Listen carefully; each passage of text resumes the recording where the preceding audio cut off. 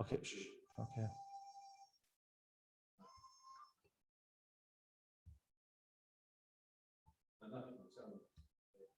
Okay, just give me a sec. Who are you getting now? I'm getting sound with your voice.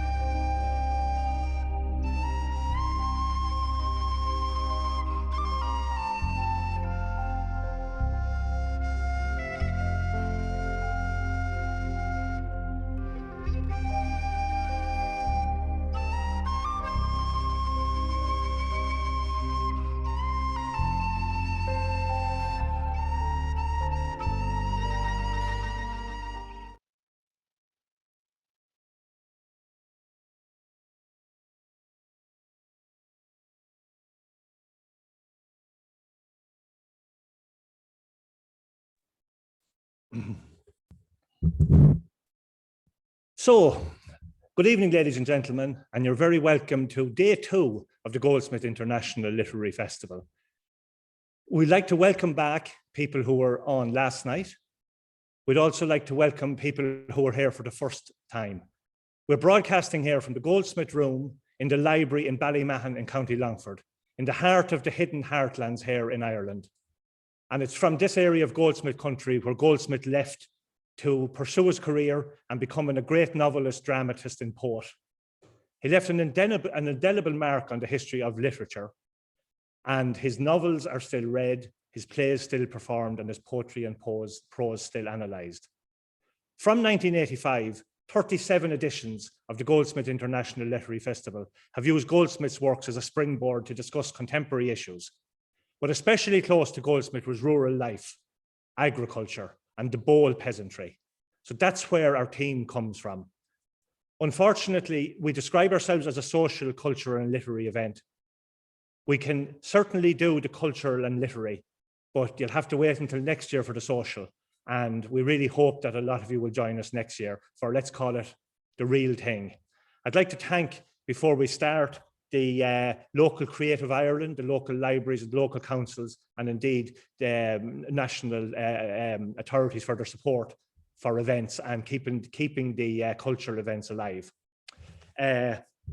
So we are online. We had some small issues last night in terms of access to the webinar, but thankfully we had none actually in the delivery of the webinar itself. So I hope that continues. Technology is great, but as I also said last night, ultimately it is created by man, and that means that it is fallible. We have some contingencies in place but things can still take over. We do have an alternative viewing method tonight. So if there is someone that you know that's having trouble, you may just tell them to go on to the Three Jolly Pigeons Facebook page. Registered attendees would have also got an email in the last half hour giving that. So just to get the show moving then, I'm going to introduce you to your host for tonight, Claire McCormack.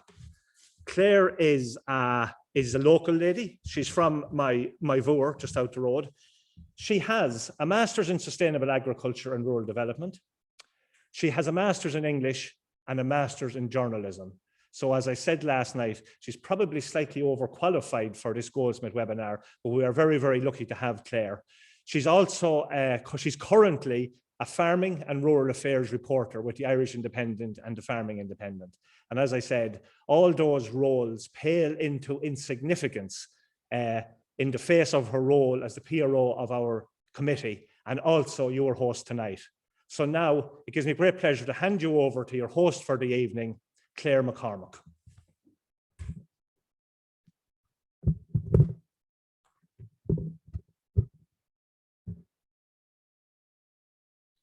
Thank you very much for that introduction, Arthur, and you're all very welcome back to the second evening of the Goldsmith International Literary Festival. And tonight we're going to explore the theme of the economic sustainability of Irish agriculture, again framed within the writing of our iconic local literary genius, Oliver Goldsmith. We are thrilled and honoured to be joined by another esteemed panel of contributors this evening. They are leading economist Professor John Fitzgerald, revered writer, actor and director Seamus O'Rourke, well-known Longford dairy farmer Andrew McHugh, and independent TD for Roscommon Galway, Michael Fitzmaurice. And we cannot overstate our appreciation for your time, effort and interest in being here with us this evening.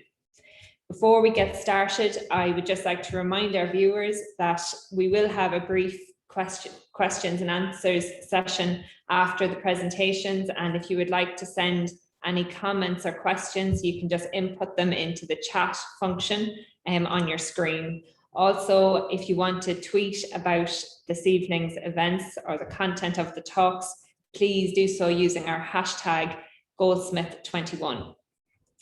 So without further ado, I'm going to invite our first speaker to join us, dairy farmer Andrew McHugh. Andrew, who's milking 200 cows with his family in Bryanstown, a few miles outside Longford town, completed a degree in agriculture in Harper Adams College in England, and most recently also completed a diploma in corporate direction food business from UCC. Andrew has represented farmers as a county chairman of Longford IFA, and he is also currently vice chair of Lakeland Dairies Co-op and a director of Western Forestry Co-op. Andrew has a keen interest in the sustainability of agriculture and was, in fact, one of the initial participants in IFA's Smart Farming Programme back in 2014. This initiative has led to a reduction in carbon emissions, improvement in farm profitability, and has informed the national roadmap for Irish agriculture. Andrew, we are delighted that you have joined us this evening. I know you had some issues with your broadband earlier today, so just to be on the safe side, we sent a recording of his presentation, which we will share now. Good evening, everybody. I want to say thank you for inviting me to speak at the Goldsmith Festival, which happens every year in Ballymahon. As a member of the county of Longford, I feel really privileged to be able to speak at this, particularly when I see the quality and the expertise of the speakers who are speaking this evening. I'm not of that quality, but I'll do my best amongst you all. The theme this year, I know, is sustainability in agriculture, and as a farmer myself, that's a theme that's very close to my own heart. But often when we talk about sustainability, we become very blinkered in what we think about sustainability means. For some it means sustainability of the environment, for some it means sustainability in incomes, and there are so many different areas of sustainability that you can look at. And so I think it's always very important that we take a world view of sustainability, and particularly in agriculture, we have to think about what is the global food chain? How does it work? And so when you think about the global food chain, you have many different players in it. At the bottom of the pile always is the farmer, and he is the one who produces the raw material and the food. The farmer then sends the food onto a processor who processes it, goes from the processor to the retailer, and finally from the retailer to the consumer. And that's how the food chain works in Ireland. It's how the food chain works essentially all across the world, whether it's within a country or being exported to another country. It's from the farmer to a processor to a retailer to a consumer. And when we look at all those people, you say, how does each person impact that? Well, you have the farmer at the bottom of the chain, and across the world, farmers are always finding it tight economically. And if you go back over the last 200 years, the number of farmers in the world are continually falling. They're getting slightly bigger, and the numbers of people who can sustain the farming lifestyle is falling every single year. The next step in the chain is the processor. The processor, well, he generally has a fixed margin and he processes the food, but again, one processor buys up another to become more efficient, so there are less and less processors in the world, even though they're getting a fixed margin in general for what they do. Likewise with the retailers. They get a fixed margin for what they do, but again, one chain is buying the next, and so we have far less retail food chains across the world than we used to have. And finally, you have the consumer. And the consumer really falls into several different categories, because in the Western world, we have the consumer who spends relatively a very small proportion of their weekly or monthly income on food. While in other areas of the world where people are poorer, they spend all of their money on food to survive from one day to the next. And for many of these people, they are what one might call food insecure, or what to a serious extent starving.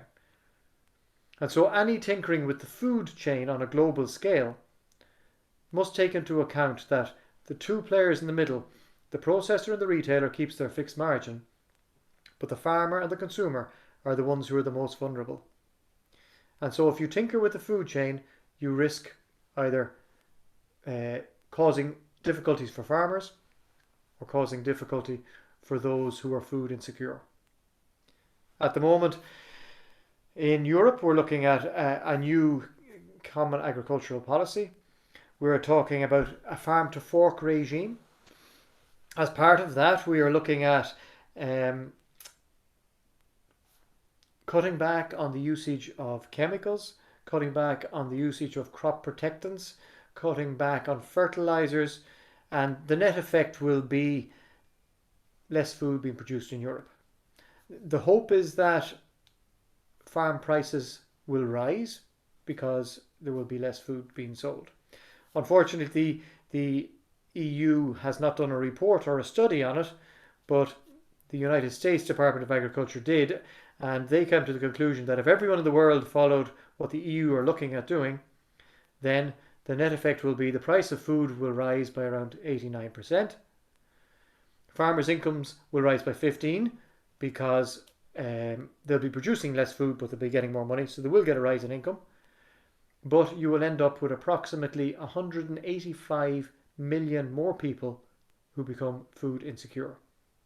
So any tinkering with the global food chain can have a massive impact on what happens to people across the world. So we have to always bear in mind that agriculture, when we talk about sustainability, the primary goal of agriculture is to produce enough food to feed the global population. And we must be very careful in everything that we do that we don't lose sight of that. Around 15 years ago, sustainability started to become a buzzword. And when they talked about sustainability then, they really were talking about environmental sustainability. And some people started to use it as a marketing tool, and others were using it because they wanted to see the environment improved.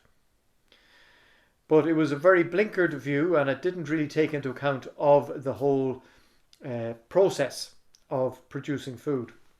And so I was involved in the IFA at the time, and so the IFA and many other farm organisations across Europe at that time started to say, hold on now, if you're talking about sustainability, you have to look at everything together.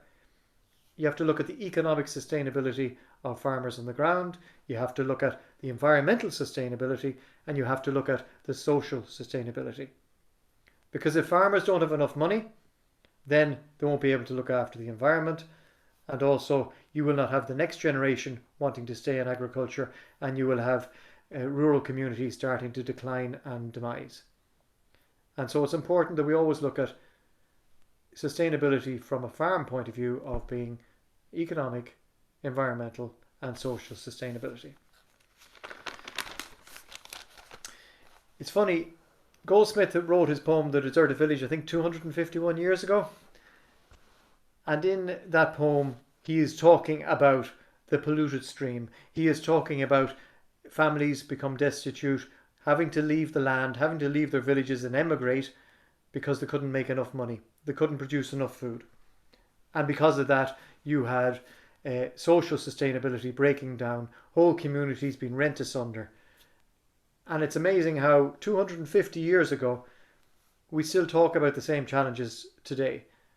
Although things are obviously very, very different, we still talk about the challenges of economic sustainability, the challenges of environmental sustainability, and the challenges of social sustainability in our communities. Hello and welcome to Bryanstown Farm. Here in Bryanstown we milk 200 cows. We have a herd of Friesians and Jersey Cross Friesians, and we have myself and my son and a workman working here on the farm. The object in this farm is, well, to make enough money to be able to have a decent living, to rear a family, and also to be able to invest in the farm so that the farm can be passed on in a better place than which I took it over in the beginning. And I suppose the old-fashioned word for that is stewardship. It's trying to do and improve something and mind it as you go along. And I think that's what is in the minds of most farmers as they farm their land over the years. And really it is the ultimate in sustainability. So with sustainability on this farm, we look at economic sustainability, environmental sustainability and social sustainability. How do we achieve that? Well, we're not geniuses here. We need the help of others, so we would always be very reliant on people to advise us, and the main advisor here is the Teagasc advisor, Seamus Nolan. We also are part of a discussion group, Longford Grassroots, where loads of farmers in Longford come together to talk about what they do on their farms and how we can improve things. A number of years ago, I would have been involved in the IFA Smart Farming initiative when it was starting up, and that was looking also at how we can improve the income on farms and how we can also have a double dividend and improve the environment while doing the very same thing. So a number of advisors would have come out here and looked at the farm. That would have been done in conjunction with the Environmental Protection Agency, the SEAI, Teagasc, fertiliser industry and many other bodies across Ireland. They would have come out and looked at the farm and said, what can we do to improve things, to not waste resources, and to make better use of the resources that we have on the farm. And so one of the major things that they would have looked at were the cows themselves. And the cows themselves are not just cows. You always have good and you have bad cows. And cows in Ireland are ranked on EBI, an Economic Breeding Index. And the object is to have cows of a high EBI. Cows with a high EBI should last longer in the herd, and they should give more milk. That's the object anyway, and if you can do that, the farmer will earn more money, and also, as well as earning more money, the farmer should also have a lower carbon output from his farm. And it sounds great, but does it actually work? I have a nephew, and this past year, in 2 weeks time, he's going to be doing the Leaving Cert, and he did an ag science project this year, and I got him to go through the records on this farm, and he looked at the records of all the animals born from 2000 to 2015, and he picked the top EBI ones and the bottom EBI ones and looked at them. And what it turned out was that the top EBI animals, they gave more milk per day, they gave more milk in their lifetime, at a higher fat, at a higher protein, and they lasted longer in the herd. So overall, the high EBI cows did on this farm make more money, and they also went and they lasted far longer on the farm. They lasted around 3 years longer on the farm, each cow.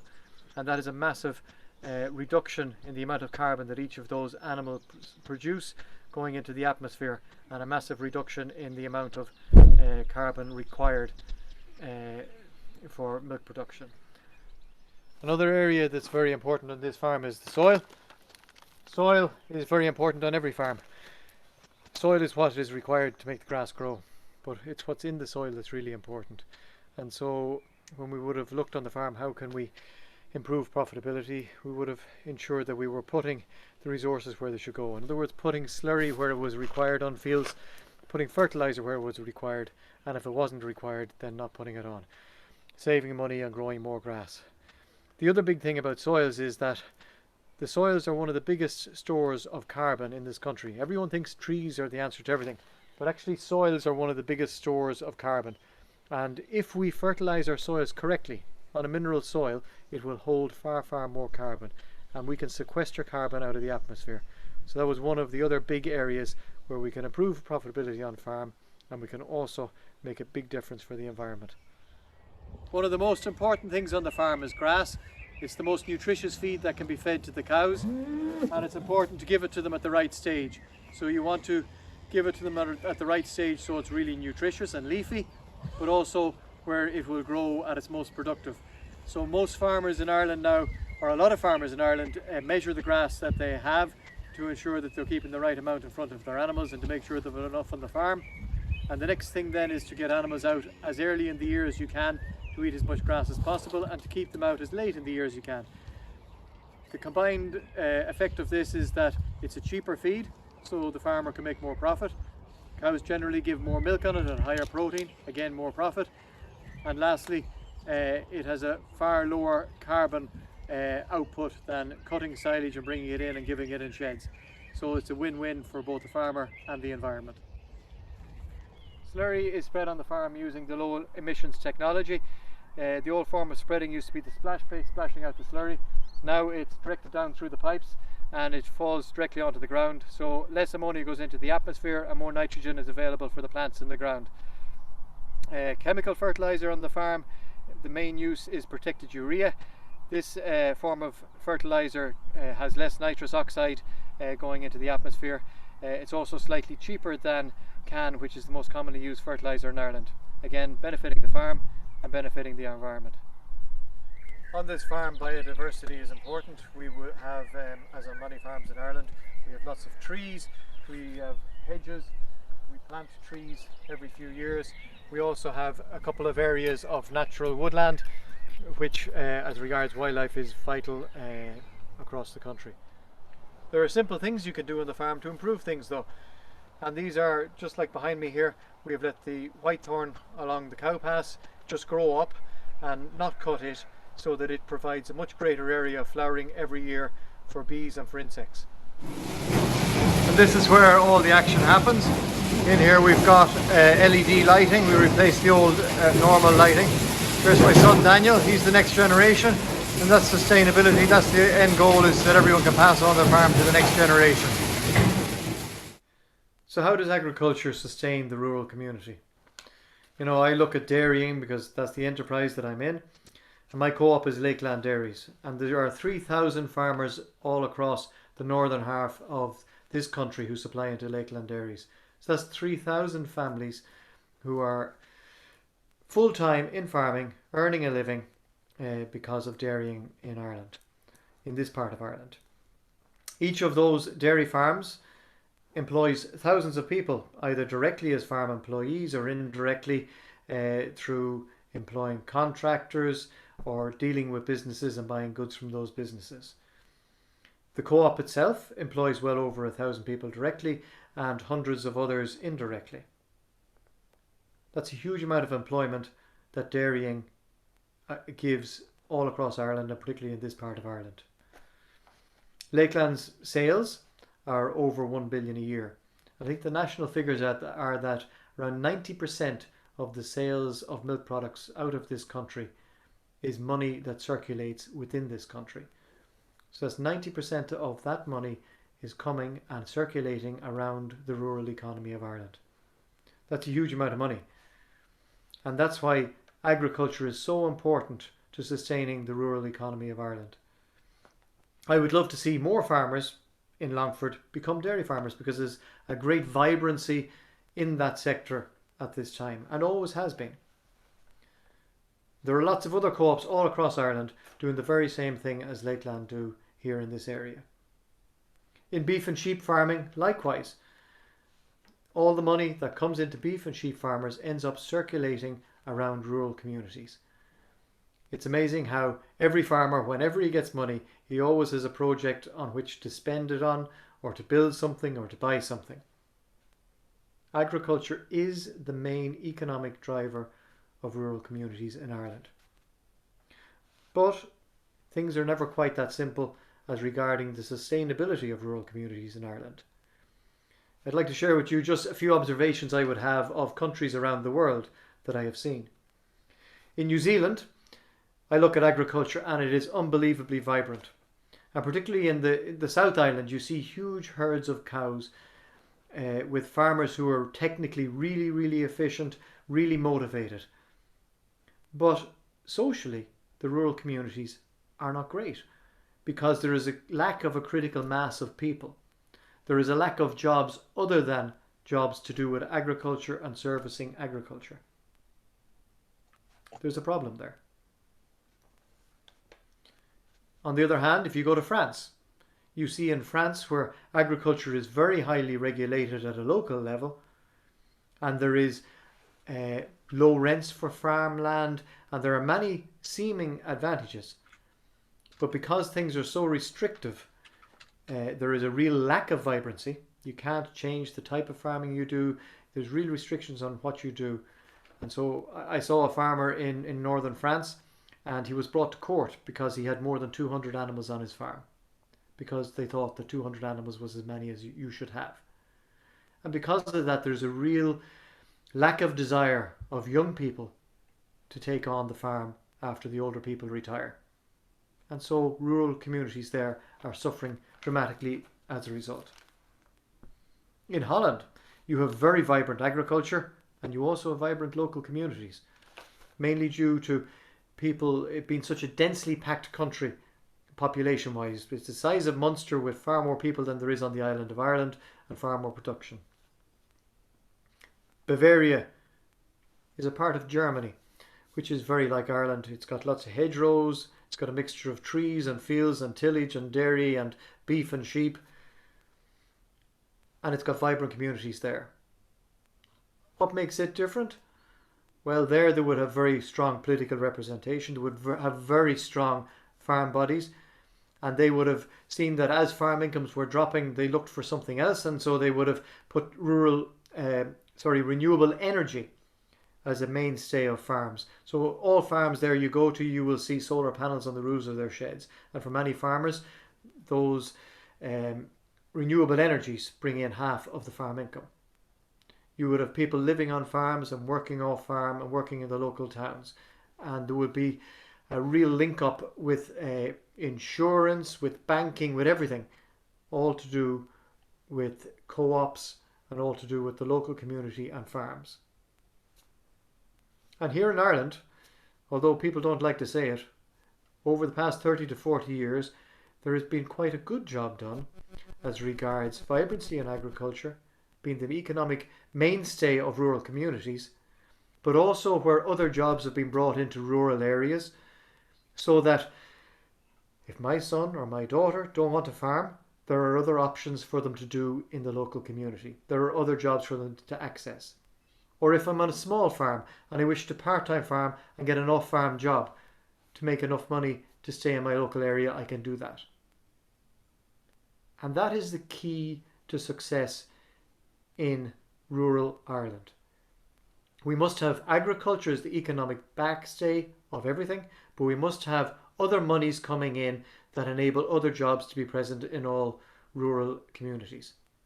So that the sports team can be there, the GAA can be there, so that your post office can be there, so you can have shops to go to in your local town, and so that there are other jobs, so that if you wish to stay in your area, you can. Sustainability in agriculture topples over into sustainability in our local communities. Everything is interlinked, nothing can be done on its own. Otherwise, after a period of time, everything falls apart. And that's how I kind of like to finish up.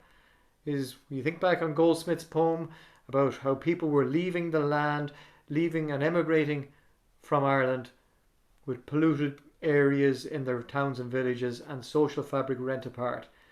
I would hope that we would look to the future and we would say, let's keep agriculture in Ireland vibrant. Let's keep it sustainable. And let's also make sure we always invest enough in our local communities. Make sure our rural politicians continually push for it. Make sure our farm organisations continually push for it. So that our communities as a whole, as a part of agriculture, as a part of the area we live in, are vibrant into the future. So thank you very much everyone for the opportunity this evening, and I look forward to questions later.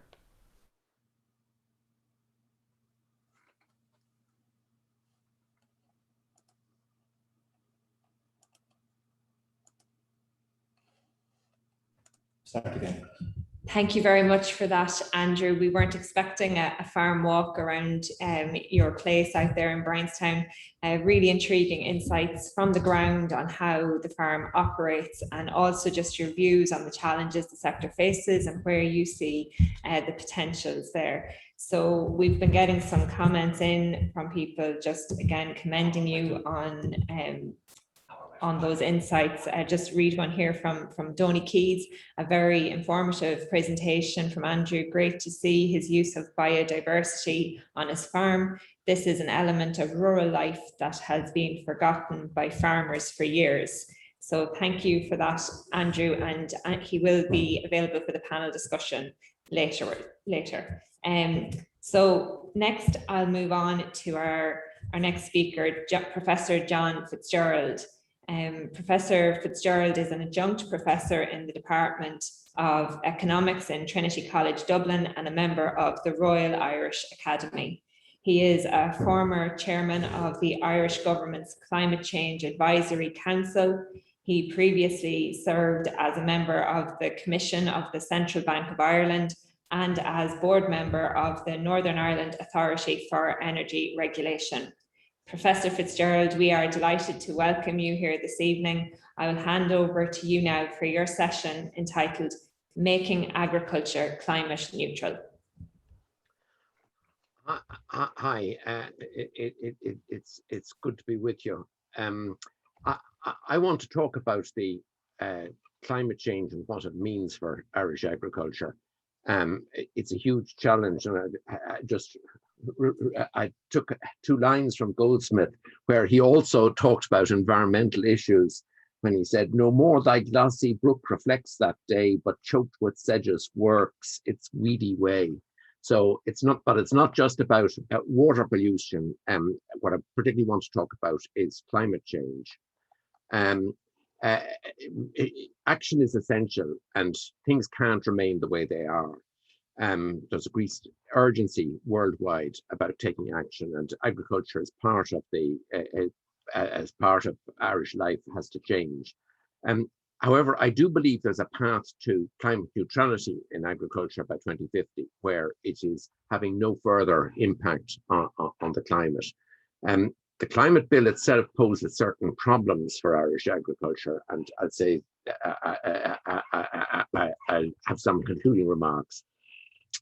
Climate neutral agriculture by 2050. At the moment, people outside of agriculture don't tend to look at the science that cattle emit methane, but methane is a short-lived gas, so it goes up in the atmosphere and tends to disappear. So if cattle numbers remain unchanged, the amount of methane in the atmosphere, instead of growing like carbon dioxide, remains unchanged. And at the moment, the stock is about 150,000 or 150 million tons. If things continue as they are, it'll grow.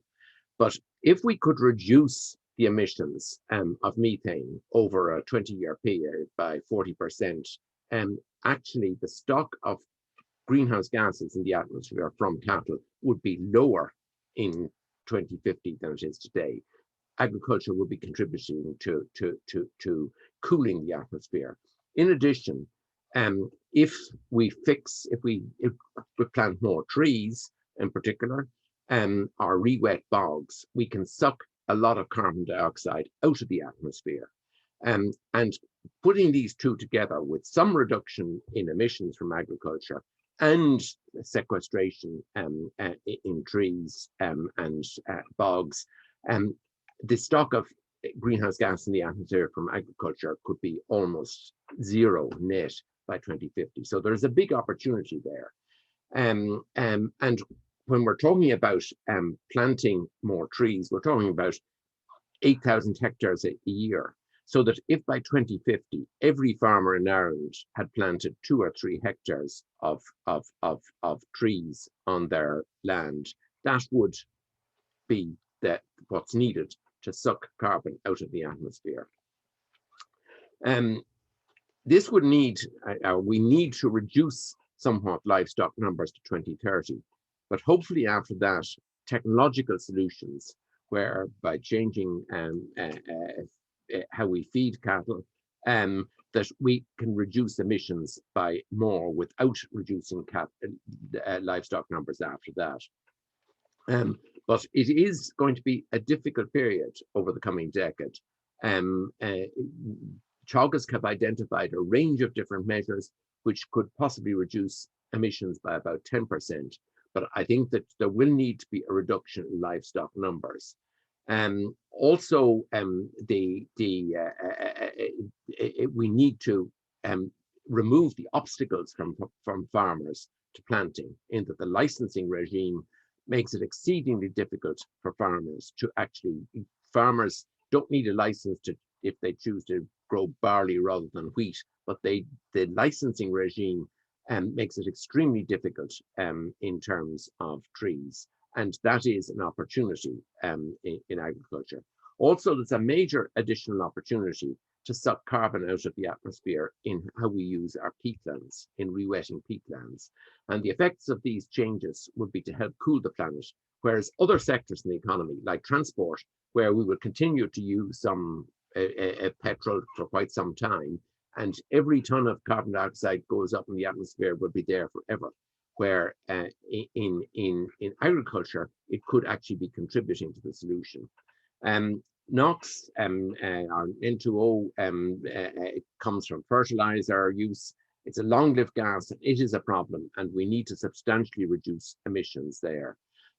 It also affects produces a lot of pollution in terms of water. So we need to reduce emissions there. Teagasc have identified quite a number of ways where we can make significant progress. For example, using a slightly different kind of fertilizer would produce significant reduction. But I think something that people don't realize is the long-term value of planting trees. The Department of Public Expenditure assumed that every ton of carbon in 2050 will cost 265 euros. At that price, the carbon, which would be, if we planted 8,000 hectares of trees a year out to 2050, the carbon in those trees would be worth 18 billion. That's 600 million a year. And what we need to do is effectively buy that carbon. So it will require changes in payments, because the value of forestry is very significantly. The value of planting woodland is going to be very significant. And similarly, planting re-wetting bogs is also going to be valuable. We have to pay for that, otherwise it won't happen. But it is going to be an important part of the solution. In summary, it will require significant changes to agriculture, but the basic structure of the sector shouldn't be dramatically altered. When I became chairman of the Climate Change Advisory Council in 2016, I thought my job was going to be to tell farmers in Ireland that you've got to get rid of all your cattle. Actually, that's not what the science says. I discovered immediately because of methane. But there does need to be change, and a change where milk continues to be a very important part of farming and a very important part of income, and that should be possible in 2050. But also, if farmers have planted trees as they mature, first of all, the trees themselves, there's a value in them to build. At the moment, the price of timber is rising very rapidly in Europe because there's a shortage. We needed to build houses, we needed to build buildings, but also we will need to, because it is farmers own the land, and if farmers choose to plant trees, and those trees have a particular value to us, we have to pay for it. So treating changes in land use to tackle climate change separately from agriculture is not sensible. It's about how farmers will choose to use their land, and we need to persuade farmers to use their land slightly differently, not a dramatic change, in a way that makes agriculture climate neutral. And the obstacles, it's going to be difficult choices for farmers in terms of stocking and reducing N2O over the next decade. But if we get through this, farming should have, farming as we know it, should be able to continue out to 2050 and beyond. The failure to tackle the administrative obstacles to farming carbon through forestry, through woodland, is something which I think is a serious problem for the government, that they make it difficult rather than easy, because we need to make it easy and we need to remunerate it. We need to pay for it. The climate bill reflects, which is going through the Dáil at the moment with and it's very widespread support. It's increased the urgency to take action, and it's very welcome. We need to take climate change seriously. But the Climate Change Advisory Council last year advised there should be a separate target for methane, that's the emitted by cattle. And if it implemented, it would still require significant change, as I've suggested, but it would be consistent with the agriculture doing its bit by 2050 and becoming climate neutral. However, the bill doesn't do this. It doesn't recognise methane as a short-lived gas. It's requiring Ireland to reduce emissions of greenhouse gases, including methane, by 51% by 2030. And that is not going to be possible. The energy sector, which is where the rest of the emissions come from, won't be able to reduce its emissions by 2/3, which means that agriculture will have to cut by, instead of by 10 to 20%, by 40 or 50% by 2050. And the only way that by 2030, only way that can happen is through a dramatic reduction in livestock numbers, which I think is unnecessary. It would be extremely expensive. If there's a dramatic reduction in milk production, it'll have knock-on effects through the rest of the economy. I still believe that methane should be treated separately. I think the targets for agriculture should take account of the difference in the gas in the fact methane, and the target should be set such that agriculture will contribute to making Ireland climate neutral by 2050. As it stands in the bill, that's an obstacle. Just to conclude, tackling climate change can be an opportunity for Irish agriculture. It's the only sector that's actually going to do something to cool the planet, or could do something to cool the planet by 2050. But it needs to set out on this path now, and public policy in the CAP reform, and possibly with additional funding, needs to persuade farmers that there are more profitable ways of using some of their land, not the bulk of their land, which can benefit farmers and benefit the climate as well. It will require innovation in the farming sector to exploit the opportunities. I'm 71. Asking me to become a farmer today and no longer economist, it's not going to happen. I'm too old to do that. So farmers who have all their lives worked with cattle, becoming a forester is not something that is going to happen if you're my age. But we do need to see innovation and a change in direction, but not a revolution in agriculture. Finally, we do need further research. Can we reduce the emissions without reducing cattle numbers? And there's interesting research out there which after 2030 could allow significant reduction in emissions without a reduction in output. We need to look at how we manage our hedgerows and plant trees and how we can maximize the benefits there. And also, we need to be able to show we're making progress, not just on paper. It's got to happen in reality. So that's a summary of my approach in terms of how agriculture can be climate neutral. Thanks.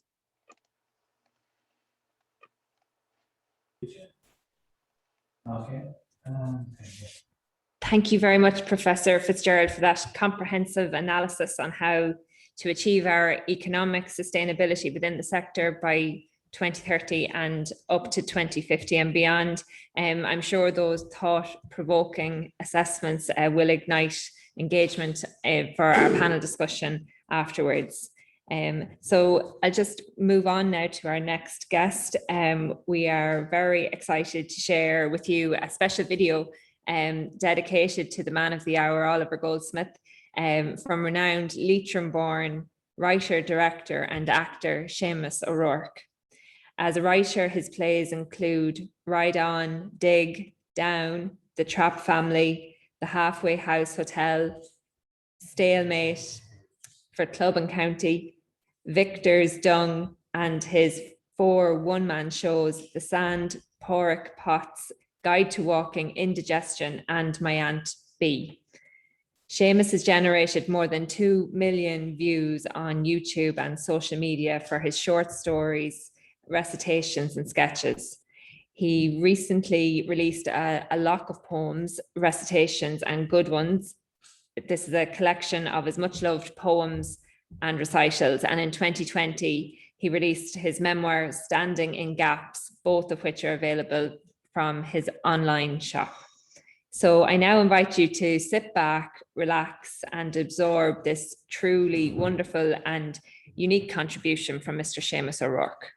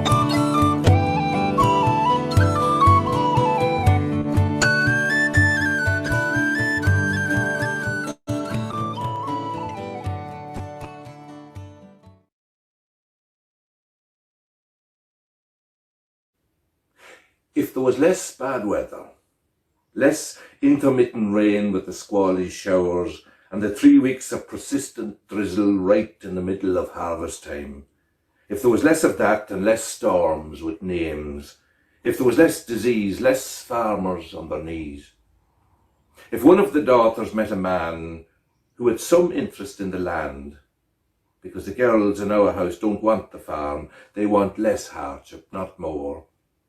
My daughters don't want that life, and there'll be no one left to work the land, to breathe the air. There'll be no one there to lend a hand, or turn a cow, or even say, "What now?" But imagine if there was. Imagine if one of them sat at our kitchen table in 30 years' time, making plans for a new generation. Imagine a frosty morning in spring when the cattle's in and munching hay, when their fiery breath brings energy and a new dawn, when the newborn calf or lamb is taken on their mother's beestings, then struggling to their feet, stumbling, falling, collapsing, battling. Trying it one more time, 1 foot at a time, the springtime, when the new year brings things that only a good God can bring. This year, please God, like the lamb or calf, we too will rise and stand. We too will once again walk the land. Maybe this year we walk together.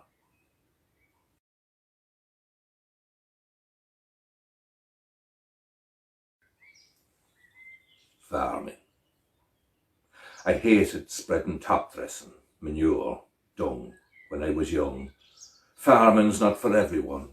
Oh, I could cock hay all day, shank butts and rake and ted and turn. I loved to burn bushes too, and whins and fodder. Foddering was okay. Run off out through the fields with a back load of hay or bales. Race the brother up Killern Hill, 2 bales apiece, sinking to your hoss and daub and blue clay. The tramped ground weeping, the silver kings seeping, Killern's mud all mush and sorrow. Ploughing through gaps and collapsed drains, the outlying farm that never quite got reclaimed, the good intention shamed by cowtracks and whins and briars and scrub and rushes and bushes, only good to burn. That was our song. Me and the brother. He was older and hardier, but I was thick. A big thick head that you couldn't bait with a big stick. It's hard to bait being thick, so Mammy said, and she'd know. She had 4 of us. And for the record, I hated farming, especially spreading dung, no fun.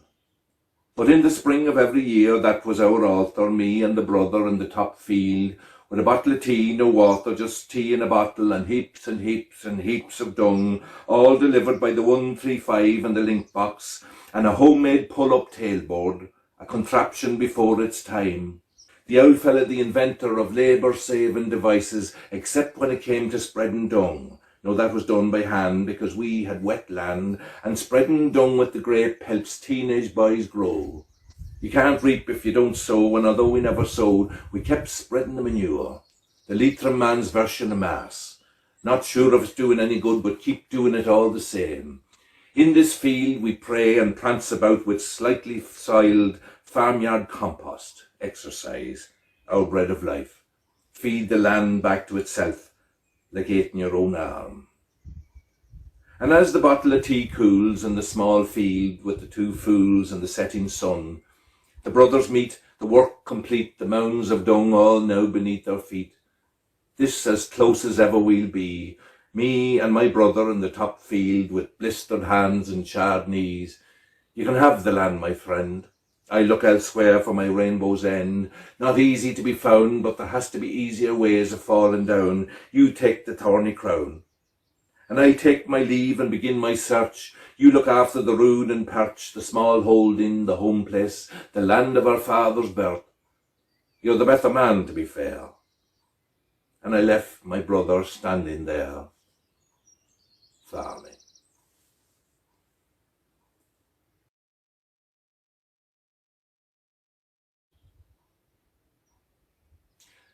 She took his hand and she held it tight.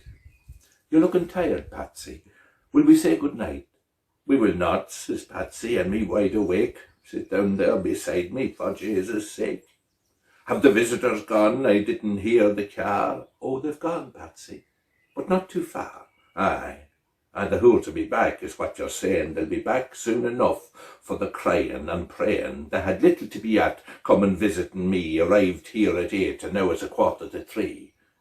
It's not 2:45, Patsy. It's 9:15. Aye, well, whatever. It's ample time to say goodbye or whatever they were at. And if they had talked itself, but they just gawked and sat and ate all round them, and you gave them the good soda bread, even when they said they'd have none, and they nibbled away till the whole lot was gone, and that's all well and good, it's all good fun, and the pair of them as tight as a rolled up nun. Well, it's awkward for visitors, and you just lying there, and not saying anything, not seeming to care. Well, not much point saying anything and them eating a feed and smacking and slurping and smiling at me. What do they expect a dying man to say? Sure, it was only the fresh soda bread that made them stay. I'm not lying here with time on me hands. I'm waiting for me lift and I want to be here when it lands. You might sleep now, Patsy, now that everyone's gone. I will not sleep now, for the next sleep could be long. Well, sit up in the bed and we'll chat for a while. And if you're feeling up to it, you might give me a smile. Aye, smile is right in the whole soda bread head. But Patsy sat up and smiled and tears filled his eyes. And then he looked at the curtains, and he hadn't looked at the curtains before, but he had to look somewhere. It's not easy when you're on your deathbed, everyone expecting you to say something profound. I'm not going to say anything profound. But there is something I want to say, Mary, before I go. I just can't find the words or get them to flow. I've only ever talked about farming and milking cows and mowing grass and hogs and sows and TB and the warble fly, and the clutch on that 135 is slipping again. Do you know that? I say. And maybe all that's not so important in the grand scheme of things, so I want to say something to you, Mary, before I put on me wings. You've been easy enough company these past 49 years, and if we were trading favours, I'd be in her ears. I knew you were the one from the first day we met, and when you said you'd marry me, I knew I was set for life. And of course you were a lot more contrary than I was expecting, but anyway. And we did the things together and looked after the farm. You peeled and I guggered, and the work did us no harm, and we had the children and the grandchildren and the sleepless nights, and we fought and you sulked, and we refought the fights, and of course you always won because you bring up that thing about me mother. Aye, she shouldn't have said that, I know. But you remember listening to the rain on the roof of the shed when the hay was all saved and the children in bed. And I know it was often hard to survive, and we just eked out a living, but had the richest of lives. And when the wind was against us and I'd be letting off steam, you'd hit me with your smile, like a giant sunbeam. And I don't want to go quietly or peaceful in me sleep, because our journey to here did not come cheap. We overcome every obstacle that was put in our way, and we kept a hold of each other through each single day. I was so grateful to have you there by my side, and although I'm tall and you're not as tall as me, and yet we walk stride for stride. But Patsy was tired and his mind had grown weak. He said, maybe we better say a few prayers. It might help me sleep. And Mary bent over to give Patsy a kiss and say goodbye to the man that she'd missed. And Patsy smiled and he watched her. And the last thing he said, you may go ahead, Mary, and make more soda bread.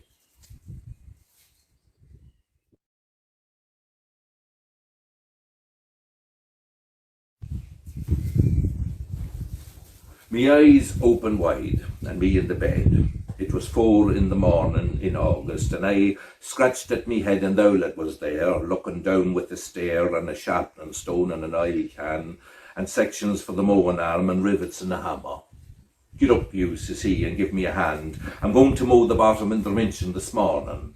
This was outlying land. Says he, it's not dry, it's wet, but it's as dry as it'll be. You can take out the back and sweat. Come on, says he, you haven't long. Good enough, says I. And it's wet, I'll wear me Wellington so, aye, and clothes, says he, or you'll catch that yoke in the mowing machine. The string of me pyjamas, you know. He only ever came into the room when there was work to be done, when he was alive. Aye, he's gone 13 years now. We buried him and all. He even said goodbye to me mother the day he died. He said, good luck, I'm gone. A man of few words. He had every meadow mowed and won, that one, this one. The bottom in the Minchen, I left it too long. But there's a bit of weather coming now, says he, a bit of light wind and sun, and the frogs and swallows are not carrying on. Mannerly enough today for hay. Get up and put on your clothes. Come on, says he. I haven't long. He left the room, never closed the door.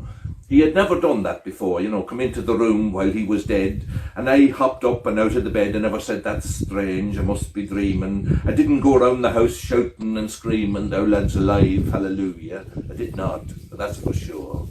Because thou lad, he could be a contrary whore when there was work to be done. So I put on me clothes and I went downstairs and I put on me Wellingtons. And thou lad was there, combing his hair. And my mother was there too in the kitchen, making tea and an egg and porridge and bread.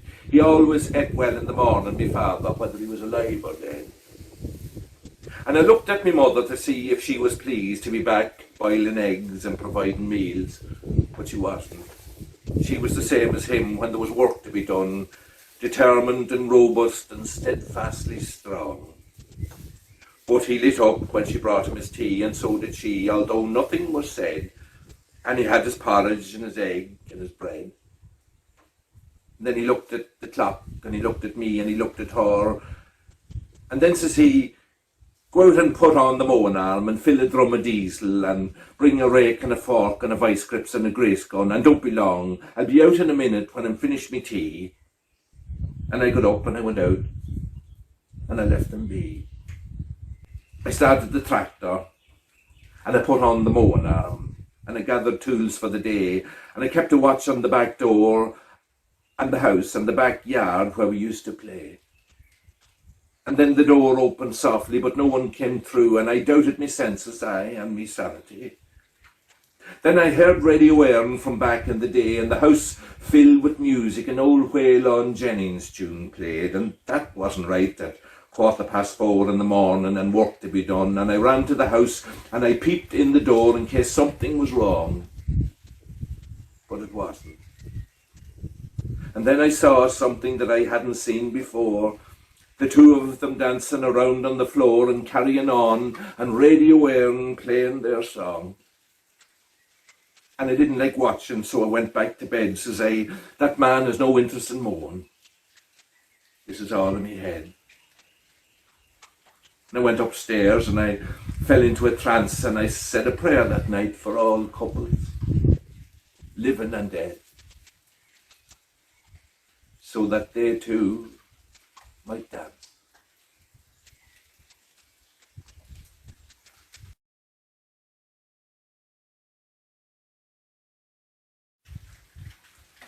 The shop. It's closed now. And the post office end. The green post office sign taken down and lying somewhere damp. No more stamps. The big shop window reduced and the door built up. The ratcheting welcoming mammy, there's someone in the shop bell is gone. Silent. It just looks like a house now at a crossroads, not a meeting place or a landmark, no longer Highlands shop or McKiernan's country store. It's not called Dramila P.O., not anymore. Those names have lost their meaning. They used to mean the shop. No one died. No one was brought out and shot at dawn, and those who live on adjust. But no more bread and jam, no demand, no half-pound of ham and the Cully's batch, the brack for after dinner and the HB ice cream block. and wafers too. Loose tea and 4 tomatoes, corned beef for a change this evening. They're getting too fond of ham. 100-watt bulb and a tin of black polish. Did the fishman come today? And you kept the Observer and the Celt and the Longford Leader, thanks. Always good to know what's happening at the perimeter of our world. A tin of Andrew's liver salts and a small bottle of PLJ. She's on a diet these days, or so she says, took into walking for no reason. Would you have 2-inch nails just a lock in me hand? The fence is down in Killearn, and she wants washing powder, but she doesn't want Daz. And I'll bring custard and tapioca too, the blessing of the graves on Sunday, and I don't know which one she'll use, and 6 pounds of sugar she's making jam with a side of plums the year. And John Francis died, God love him, Holy Mary, Mother of God, and give me a sliced pan. There'll have to be sandwiches on Sunday when there's a crowd about, and 2 tins of spam, and a jar of sandwich spread and salad cream, and I'll bring another batch loaf before it's gone. And now the shop is gone. The weighing scales are gone. The parcel string no longer long. It's a sitting room now, I suppose. A shop, a post office in repose. No more apple tarts inside the door or bananas, exotic fruit never sold. The mop heads and the wooden handles, the bale and twine, the potatoes, the round up, the rent-a-kill, the foot-long chewing gum all gone. And the conversation is gone too. The good speaks and the dry ones, the Christians of all creeds, the laughter, the transfer of goodwill and ill. A Facebook place where real people scroll through their daily lives, and those in the aprons and the shop coats poked and liked and shared. And we watched their children grow and smile and embroil with the men talking of politics and the weather and the white shorthorn bull. And the sweets are gone, the penny bars, the chalk ices, the Mars, the curly-whirly world, the wibbly-wobbly wonder of a time when tar melted and warmer, longer days stood idle for a while and embroidered our simple lives and tied us to our post. And what we miss most is our post office, our shop, our trading place, lost along with those warmer days and our mislaid, forgotten friends. And the bell no longer sends for that friendly face, the apron and shop coat hung. No aftermath throng, no evening calm, no night vigil with a can of Coke and a silk cut blue. No more Celt days or Observer days, no Christmas box or poor box or phone box, no Currawallian 131, no nightlight for the passer-by. It's just a house now at a crossroads. And yes, of course, we can shop elsewhere with our club cards and our loyalty points, and yes, we can get cheaper food and us as fat as fools. But no news from the shop today. It's closed.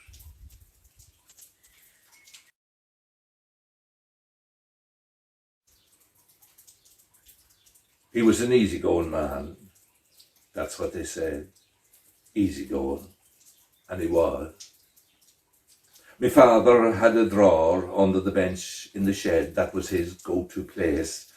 The somewhere he went for peace and clarity or just time.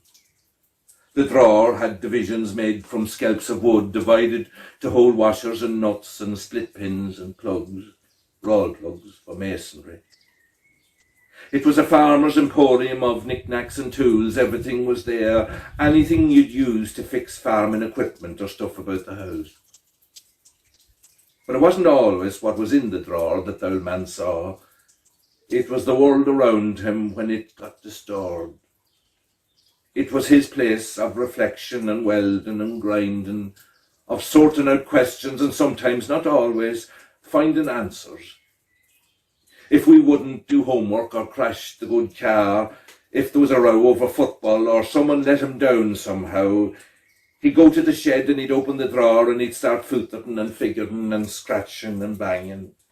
And after surmising, he'd put all away and he'd take a deep breath and he'd have the last say. Of course he did, he was the boss.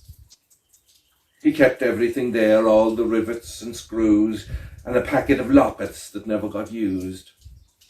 And fuses. He had a compartment for fuses all to themselves, said they were safer there than above on the shelves, and they were. There was the good spanner, it was missing, though he still had the box, and he kept bulbs in it, and there was a whole section for locks, and he had a load of keys. He had keys for some locks that were lost or broken, and good locks with no keys that no one could open. If he had a row with me mother, that's where he'd go, although it wasn't often they had a row. If there was an animal down or a friend of his died, you'd see him through the window just standing inside the bench by the drawer. As time went on, he went there a lot, and he'd open the drawer, and sometimes not. The divisions and compartments had started to crumble. Everything was there. It was just such a scramble to find what he wanted.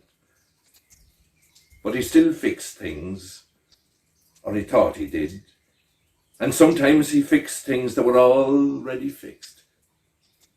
Mostly he put on his glasses, marked glasses from the pouch on the shelf, and he tidied the bench and tied bits of twine. And he'd fumble through the drawer and say, "Oh my, all these things so precious," and he didn't know why. Such an easygoing man, or so they all said. He kept his world in a drawer, under the bench, in the shed.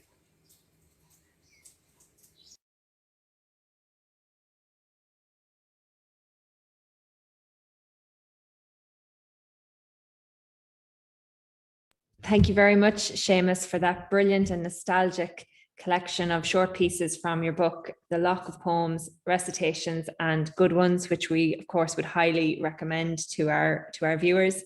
And we really appreciate that. I'm sure it brought lots of memories back to viewers throughout.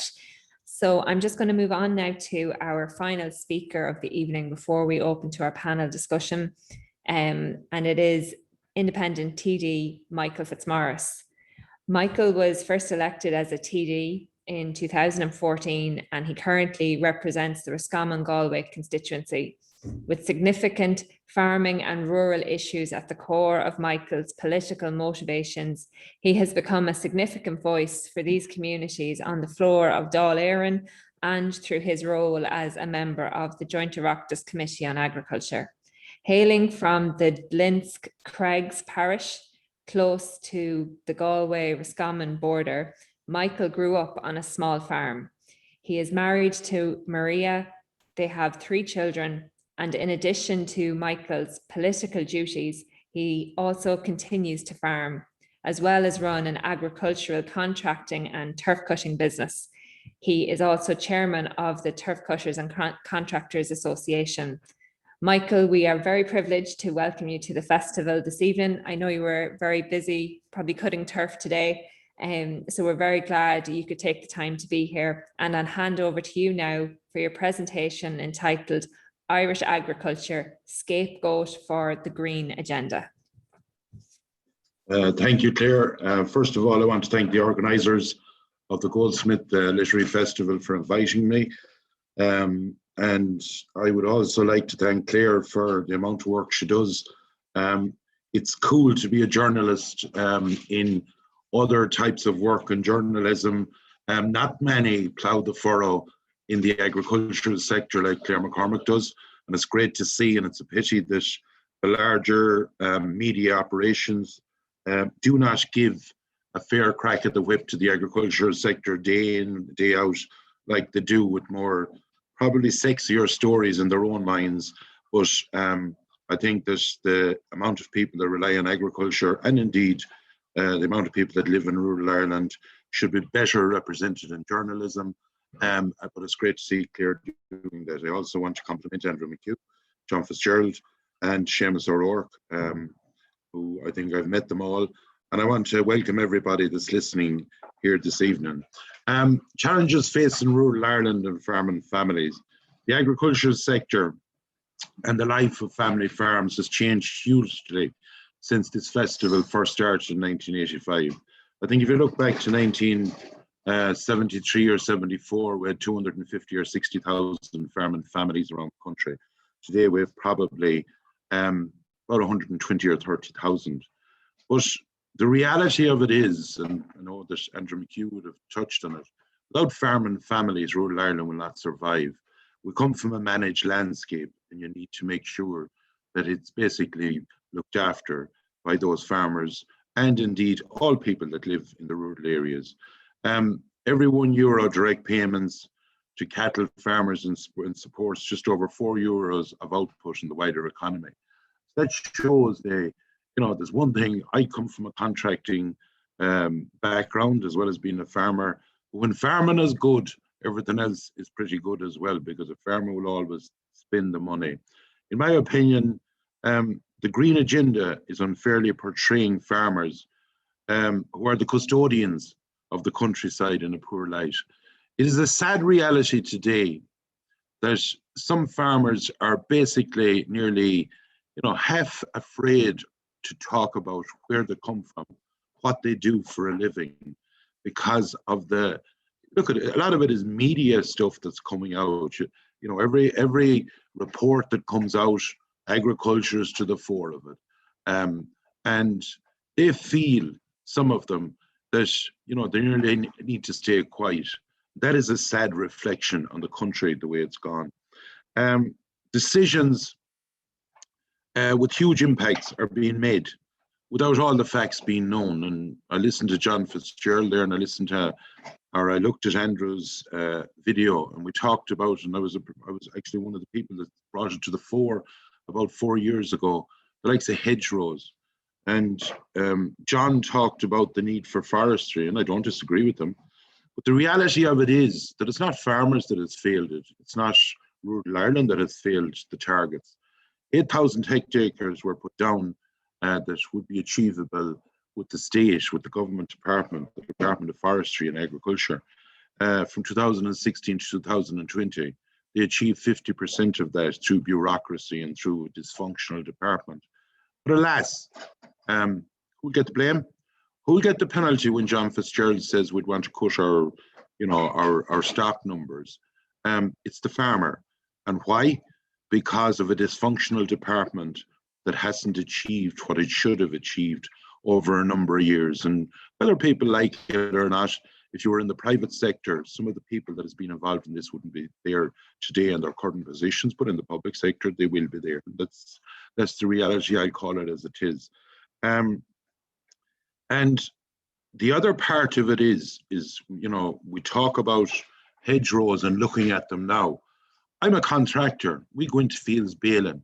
About an hour ago, I came up a bog road, and there is probably, and the average single farm payment is the average single farm application is 32 hectares. When you go around the field baling or doing any work for a farmer, there's probably 3,000 to 4,000 trees that are growing there that has never been accounted for. Unfortunately, the state, when you talk about hedgerows and you talk about trees in different places, those are growing without anyone ever counting it. Have we done enough research on the likes of grass? Have we done it when it's eaten and comes back again? Have we done enough research on the likes of barley and oats like other countries have done? We are setting targets on something without having the real facts, and I worry about that. And I do worry that, now, dairy is a big buzzword, and yes, the more, if people can get into it, that is suitable land.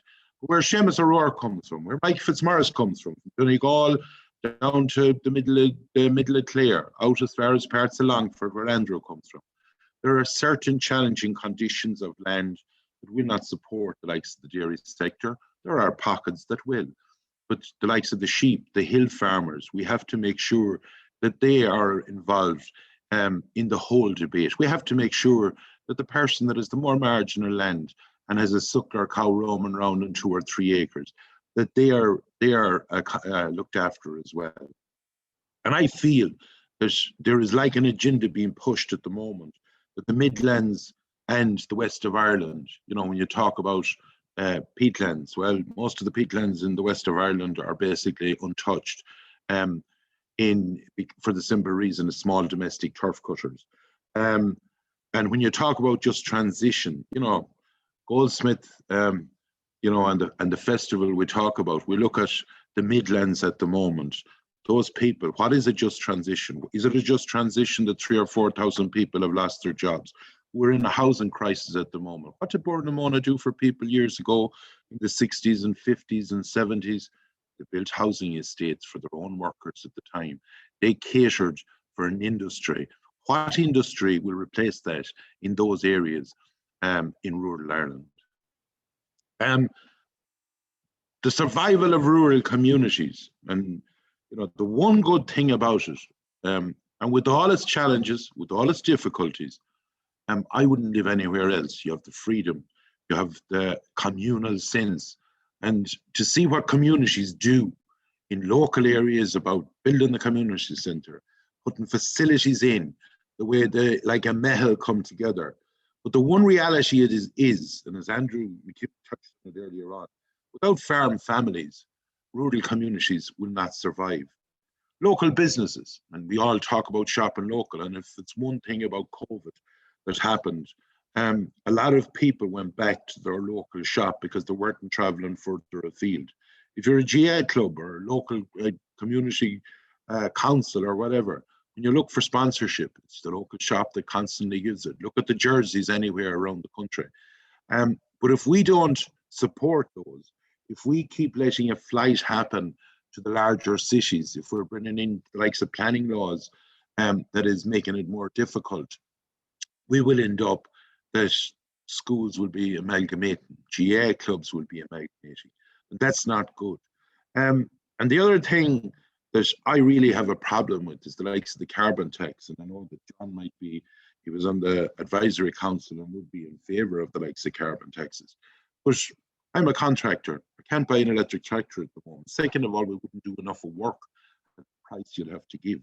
And for somebody living in my area, be them from agriculture or not, in a rural area, there is no bus travelling up and down the road. Actually, backwards we have gone in Ireland, in my opinion, when you talk about climate and you talk about reducing emissions. There was a school bus that went by people's doors when we were youngsters, and that's a while ago. An old school bus that picked up children along the different routes. Today, those school buses have disappeared, and different rules and regulations have come in. We cannot, in my opinion, allow people to be driven to the cities, because the cities have their own problems. We know it with planning. We know it with basically having the likes of the infrastructure that's required. It is not built yet. Further generations, in my opinion, will have a right to choose where they live without being, hindered excessively by red tape. And when I listen to Seamus O'Rourke there, I look at Leeds from last year, 25 rural houses, all that was allowed with rules and regulations. And with the type of infrastructure and the type of, septic tanks and that can be done now, there is no reason why we shouldn't be able to facilitate family, next generation farmers at least, living in those areas. And the other thing we need to encourage is that the older houses are brought back into use. Done up, they can look lovely. We also need to make sure, the talk about rural transport, it needs to be improved, and to basically connect villages. But unfortunately, as I've pointed out with the school bus, the likes of Bus Éireann are reducing routes at present. We need a bottom-up approach, because what I see communities doing around this country, if you could bottle it and harness it, when somebody is in trouble, if somebody is sick, if a community organisation needs funds, the people get together, the local pub or the local community centre, and they have what they call the fundraiser, and they'll push it together bit by bit, like a metal coming together. But it does seem that there's an attempt to transform large swaths of rural Ireland into a theme park, because, you talk about, and yes, some rewetting will happen, but there are areas of this country too, through designations, especially the west of Ireland, where a farmer is not allowed to drive a stake without getting planning permission. How mad are we gone that a farmer isn't allowed to clean a drain? And, let's face it, and some people might know what the Golden Veil are. We know what it is to reclaim land, shore it, and try and rear families on it. that people has done in different parts of the west of Ireland. And then you'd have to be getting licenses, planning permissions, and the red tape that goes into it. And then the green agenda. And I know that, there's a lot of talk about it at the moment in the line of the climate action bill. And there are things that everyone can do. No one is afraid or no one is unwilling to make an effort. But we need to make sure that it is done fairly, that there's transparency. And there's an area that nobody is looking over their shoulder, as I pointed out earlier, like a farmer, nearly afraid to say what their business is. Because at the end of the day, under CAP, when CAP was brought in, it was to reduce the price of food. Now there's every type of a condition being put onto it. And we need to make sure that we bring people with us. We looked at the likes, and I touched on it, the likes of Burnamona, Pete Burnham power stations in Lanesborough and Shannon Bridge. And yeah, people said, well, look at the head to go.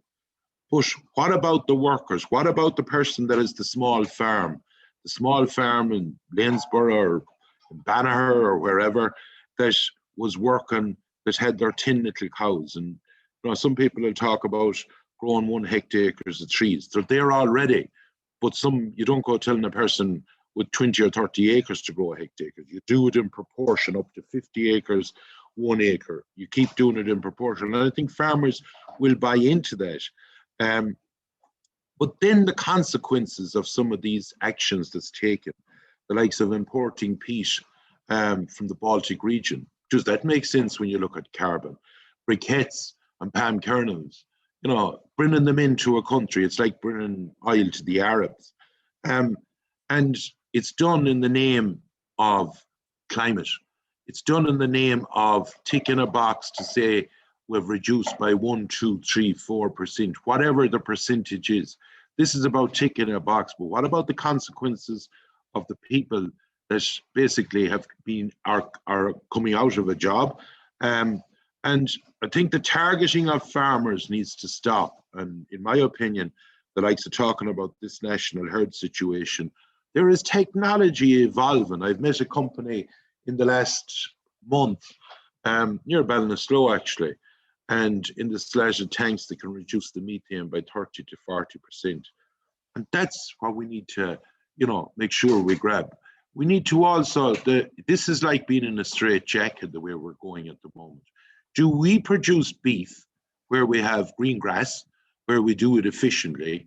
Or do we let the Brazilians knock down the rainforest? Do we let them basically produce large amounts of beef at the expense of the lungs of the world, to put it very simple? And I've also a concern that we seem to be in this country at the moment running a small bit ahead of ourselves in the line of energy. And you need light. You need light no matter where you are in this country. You need electricity to function every day of the week. And with the demands that will be coming on electricity, the likes of retrofitting 500,000 houses, and they're basically going all electric in their heating, the number of electric cars that they're estimating will jump to 1 million. We have turned our back on peat. There's no point, at the moment, in the line of Burnamona, there's no point in we talking about that. And it seems to be an agenda of driving wind turbines. What happens if the wind doesn't blow like before Christmas when we saw the stats? They're talking about that we shouldn't have gas either. But until we have the likes of the battery stations put in place to harness or charge batteries, well then you shouldn't cut off your nose to spite your face. Hydrogen technology, what is it? Probably 10, 12, 15 years away. Offshore wind. I've talked to people involved in the whole industry and they say it's a 12 to 14 year project to get ahead of it. Do we ever look at innovative ways when we go back in history, the likes of electricity generation in Turlock Hill? What was done then to make sure that there was a supply kept?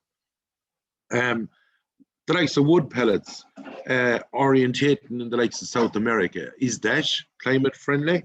Can we rely on renewable energy, or are we facing into the real possibility of blackouts. And when you talk to the industry, there are, at the moment, there is data centers in this country that there's 5 or 6 loads of oil, and oil, I will say again, going into on a daily basis, where they cannot guarantee them the power.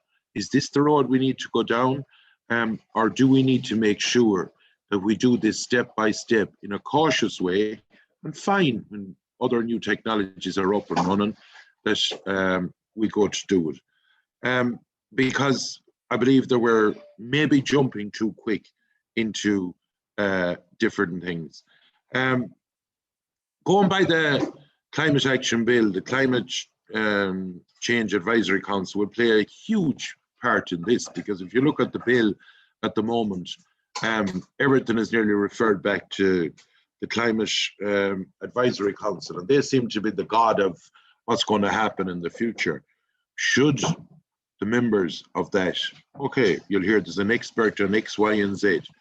Should the voices from rural Ireland, from the farming families, should there be an equal, at least equal amount of people on that advisory council from a rural area that are doing the bread and butter as well, for the simple reason it's grand reading it out of a book, but it's great for me to be able to jump up on a digger or a tractor and go out and listen to a farmer and see how it's done, or go out on a baler, because you see how it's done. You can look around you. You come from that. Your roots are with the soil, so you understand it. Not maybe reading it out of a book and basically coming up with figures the whole time. It must fairly reflect the balance between populations, in my opinion, in rural Ireland and urban Ireland. And this should happen, in my opinion, straight away. And in conclusion, measures have to be taken, but all farmers cannot be tarred with the one brush. There are a lot of different things that people are prepared to do.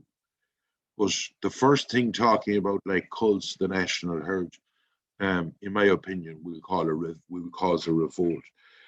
It's not a one-size-fits-all approach. Is there a difference between someone that's commercially involved in 500 or 600 cows, or someone that has their 10 cows in Leitrim or Donegal or Galway or wherever? There's a huge difference. Or the person that has sheep on a hill, farming in a nice, ordinary way.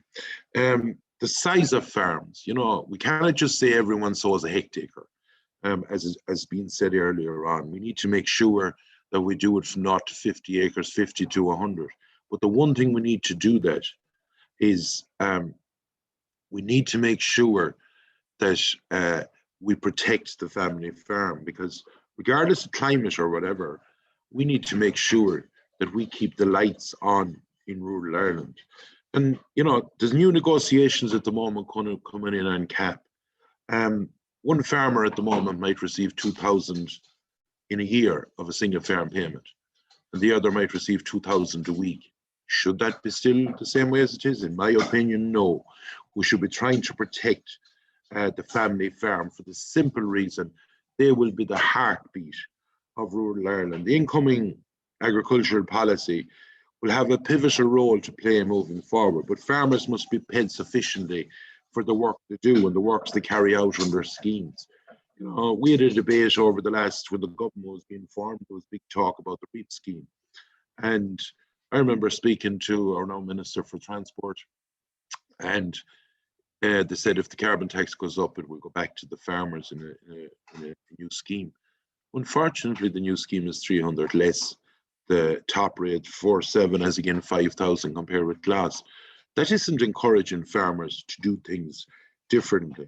I agree with John Fitzgerald wholeheartedly that the carbon credits out of the likes of the forestry and the sequestration that farmers are doing should be paid back to them. And I think that people all over the country should realise one thing, that rural Ireland is the solution to these. They are the sequester and they are the carbon storage for everybody. Because some people within you, if you're living in a city, there isn't much you can do because you're putting up carbon. But the family farm, in my opinion, needs to be protected. on its own, and I see reports day in, day out that it's not viable. I saw Chegas reports it's not viable. Well, yeah, that's correct. If you have 30 or 40 acres and you're making 5,000 or 6,000 a year or 8,000, that won't feed you. But if you're working down the road and you have a job of 20,000, you don't need the big high profile job or 25,000, along with the bit you get out of the farm. It's like legs on a stool. It keeps you going the whole time. In my opinion, there's no better quality of life. You have the freedom, and you have such a mahal and a community involved right around the country that we need to keep rural Ireland alive and well. There are things we need to do, and things are being done at the moment in small towns, but we need to invest. It's not a handout, it's a hand up, in my opinion, and it will actually solve problems in the larger cities as well. One thing that's ferociously important, and Andrew, I saw him touching on, he talked about his son taking over. A bugbear of mine in the agricultural sector is you'll hear a lot of parents or a lot of fathers saying to their sons or daughters, educate yourself, get a good job, and don't go farming. And if you keep saying something to somebody, they'll finally listen to you. We are right across Europe in danger of losing farmers. We need to make sure people have to be fed. If you look at the world trend in population, they're not going to eat berries off trees, every one of them, so they better have something that farmers produce. And the one fear also that's there is if you look around the country, we seem to be heading towards, in certain areas, landlordism again, because you'll see areas where people have basically, sold their land or leasing their land, and you could see 3, 4, 5, 6, 7, 800 cows going into areas around the country. And that's, in my opinion, going to destroy rural Ireland for the simple reason it is going to leave the rural areas with the school won't be there and the shop won't be there, because one person doing what 25 or 30 done won't survive. So the succession, and to encourage young people to come back to rural Ireland. And to be honest about it, I see in my own area at the moment, it's very healthy, the amount of youngsters that are coming back. And they're not all farmers. Some of them don't, some of them are working at totally different things. And to see how a community can bounce back is very encouraging. So I'd be open to listen to any comments, and I want to thank you for listening to me over the last while. Graham.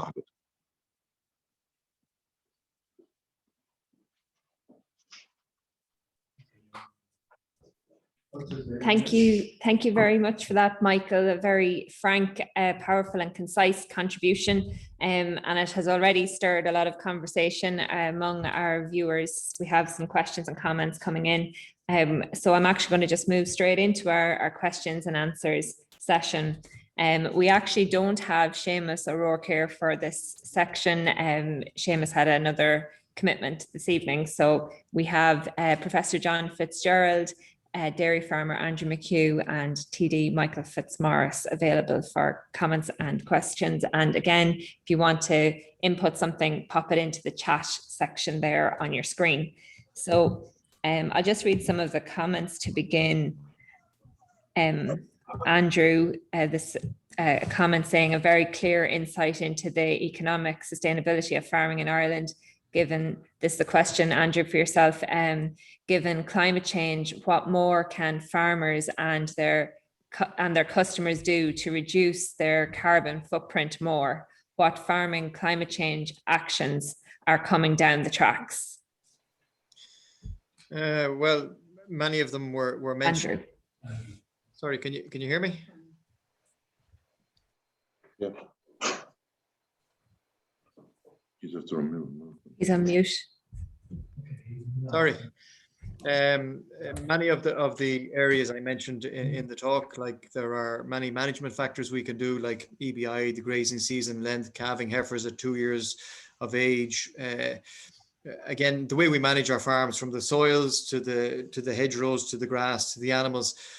Coming down the line, over and above that, there are new science technologies that are always being looked at. The sequestration of carbon into the soils. I'm on a committee down in Moore Park looking at that, and it shows that if you fertilize your mineral soil as well, get the pH is correct, then they sequester far more carbon. So it's funny, the more intensively you farm the mineral soils and the better you farm them, the more carbon that they will actually sequester. On the methane end of it, there are several additives out there that have been trialed. It was in Denmark a couple of years ago, and they were trialing 3-Nop. It works.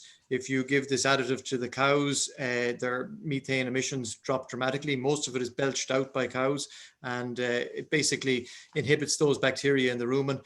So it'll take a number of years before something like that can be found to be perfectly safe for food production. And it works. So now it's just going through all the safety checks, and then it has to go through the commercial end of it.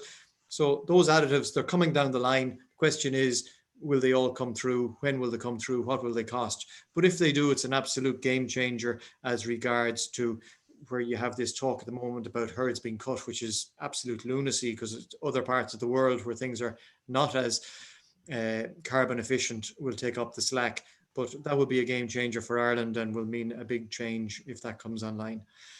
So there's lots of other small things. There's things like in the slurry, there's additives that can be added to stop ammonia going up into the atmosphere. There's loads of small things, and everything that's small makes a big difference when it's put over everybody. But it's even just bringing in the present options of or management practice of improving EBI, improving grazing, improving the way we fertilize our soils.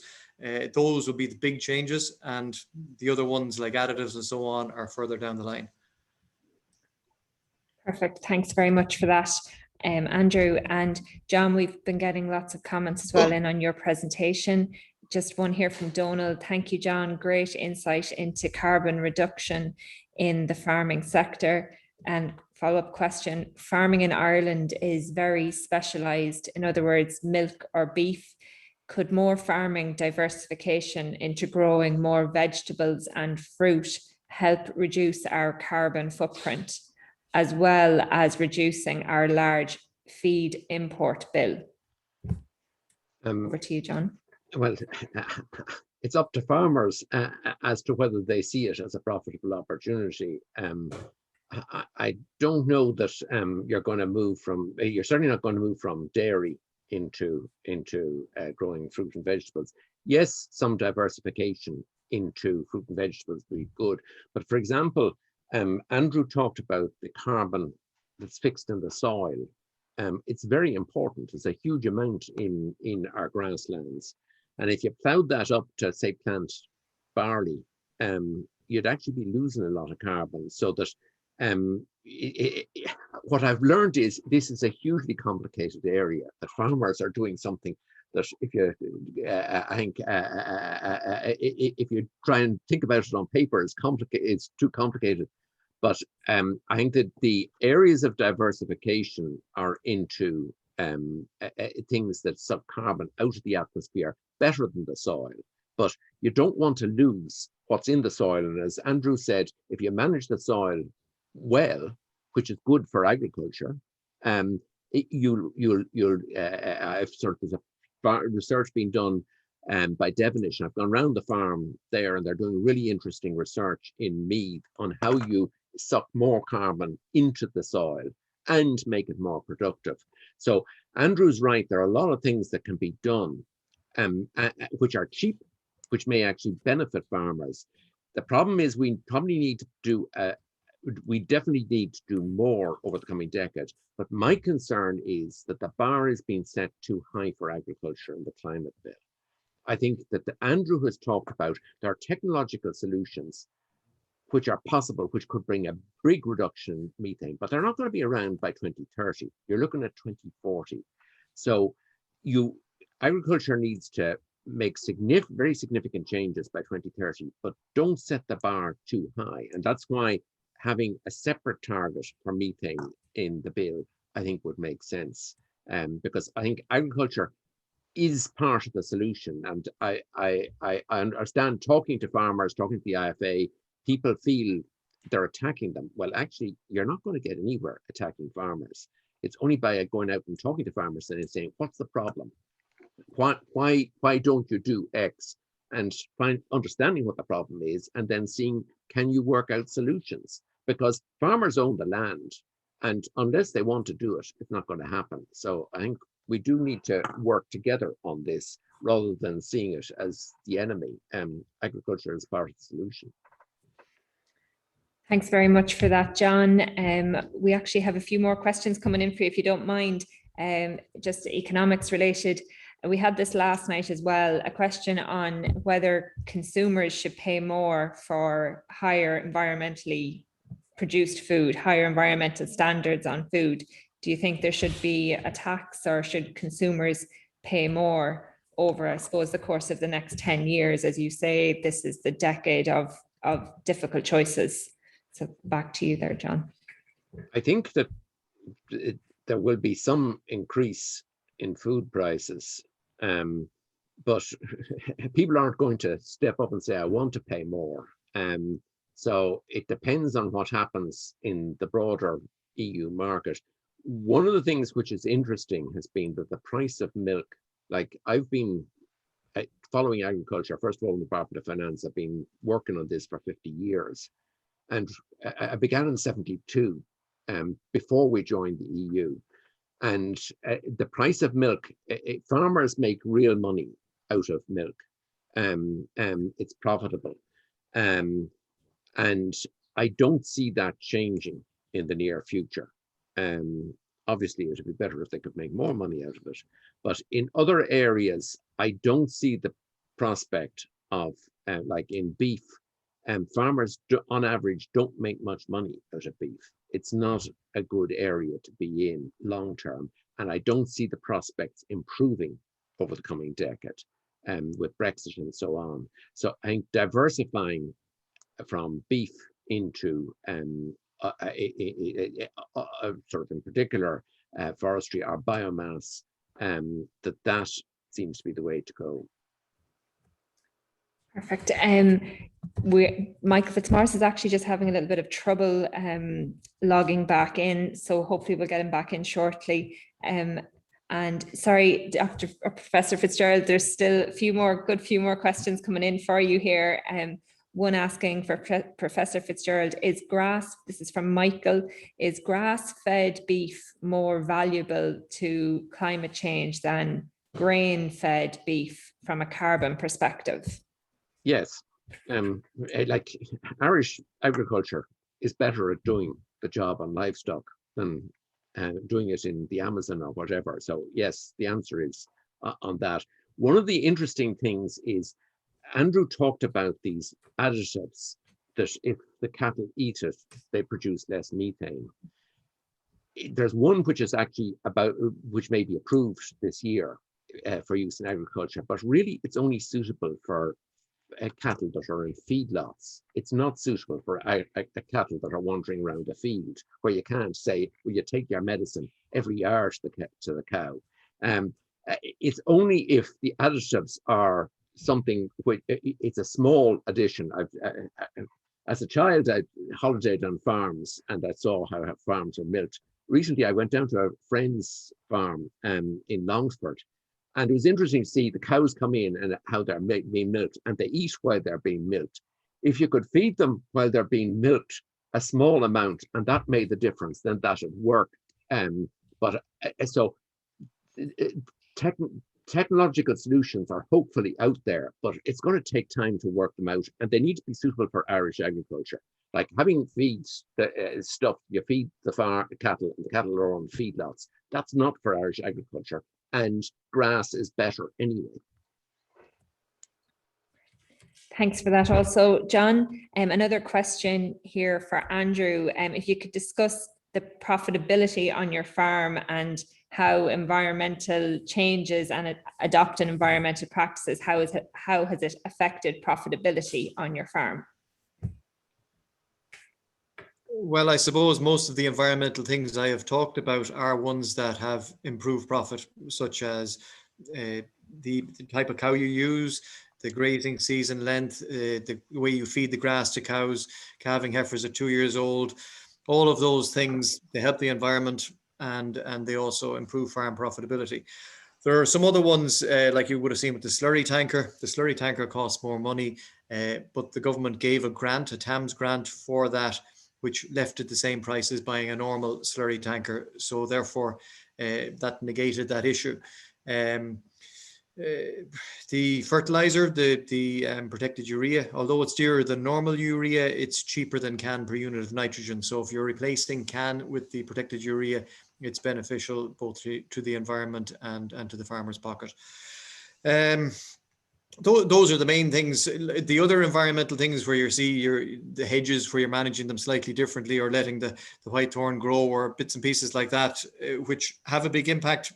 There's no cost involved in that. It's just thinking about it and doing it. I suppose planting trees, there's a cost there.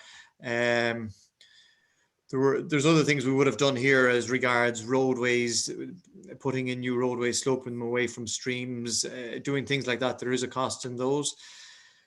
I suppose what I would like to see farmers being able to do is a bit like in Bavaria, be able to get into the renewable energy. I don't like this where you have solar panels going to go up on huge acreages of land, taking up areas of land. I would much prefer to see where all roof space can be used for solar panels, and that farmers would be able to access a grant for that. There is a grant, but farmers can't really access it, particularly the ones who use energy, pig farmers, dairy farmers, because those grants have already been used up years ago by them. So I would really like to see the TAMS grants for solar panels and for renewable energy available to farmers to do, so they can help the environment, and it's worthwhile for them to do it. It would make sense. That's one area I would really like to see happen. Like even like there's SEAI grants for things like houses for air to water systems and so on for heating houses. And yet when you go to many farmhouses, they can't access it because they're older buildings and they don't have. So there's a lot of things in rural Ireland where a little bit of a change could make a big difference. Thanks for that, Andrew. Another question here for you, if you don't mind. What is the one piece of practical advice you would give to a young farmer starting out? Obviously, you're a dairy farmer yourself, but what advice would you give to a young farmer starting out right now? Should they base it, I suppose, on the economics of the situation, or should they look at the environment, or how would you discuss that with a young farmer at the moment? My answer is, well, it's not a simple answer, but I would always encourage young farmers to farm, to stay in the local community. Everything depends on their situation, their land type, the amount of land they have, what they wish to do, what they have in front of them. For some people, it may be to have sheep or sucklers or beef and have a part-time job supplementing that. For others, it may be if they have enough land in a single block to say, okay, maybe dairying will suit you. It is the most profitable form of farming. So it differs for everyone, but I would definitely encourage people that there is a way to farm and to stay in the local community and add to the local community, because that's what we want. If you don't have people in the local community, eventually they start to die. So I'd always encourage people, but really you have to look at it. The farm has to make economic sense. And if it can't make economic sense, then you need an easier system with an off-farm job. Thanks for that, Andrew. I've another question here for Professor Fitzgerald. One second, there's a lot coming in.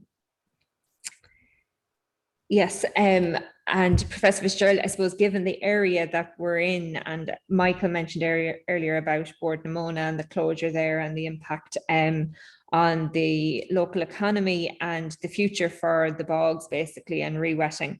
And there's a question here asking, John, re-wetting peatlands can be controversial locally in terms of also making nearby land wetter. How do we deal with this issue in assisting communities to accept and buy into the necessary requirement to re-wet the peatlands? Yeah, that's, I understand that's a real problem. If you block the drains on one farm, it may flood into the next or in one area. I went round a couple of bogs. Before the COVID, I kept a pair of boots in my car, and I went around a couple of farms and a couple of bogs. And it was interesting looking at a re-wetting on a bog, and it was Bord na Móna were doing it, and they were concerned about the knock-on effects in the surrounding area, and I think they would manage that. But one of the things was that just re-wetting a bog isn't you block the drains and go away. It actually needs management. Like they were saying, in a dry period, if a fire breaks out, who will know where the drains are and how you deal with it? So actually, it needs active management, and it needs somebody to pay for the active management because it is going to be of value to society. So when you look at the Bord na Móna, just, all right, harvesting the peat is gone, but actually you need some of those people who have particular skills, which may not be the wider society main value, but which are actually going to be important in terms of managing that bogland to make the best use of it in the future. So it's complex, and I'm not going to go too far into it, but yes, the knock-on effects on other farms you've got to consider. Great, thanks for that, Professor Fitzgerald. And Michael has rejoined us. Michael, I just have a question for you regarding how the CAP is shaping up and the Climate Action Bill. What do you predict farming in Ireland will look like in 10 years' time based on what we're seeing there with CAP and the Climate Action Bill? So will there be bigger farms? Will there be as many farmers? What do you think it will look like? Well, at the moment, under CAP, and I'm sorry that I've lost the screen altogether with technical difficulties. Under CAP at the moment, it's being negotiated in Europe. There seems to be a willingness to head more towards convergence, which would bring up what we would call the farmers with smaller payments. And in my opinion, if you're talking about a family farm, to make it viable, if you have 30 hectares or 35 hectares, you need to bring young people into it between the environment.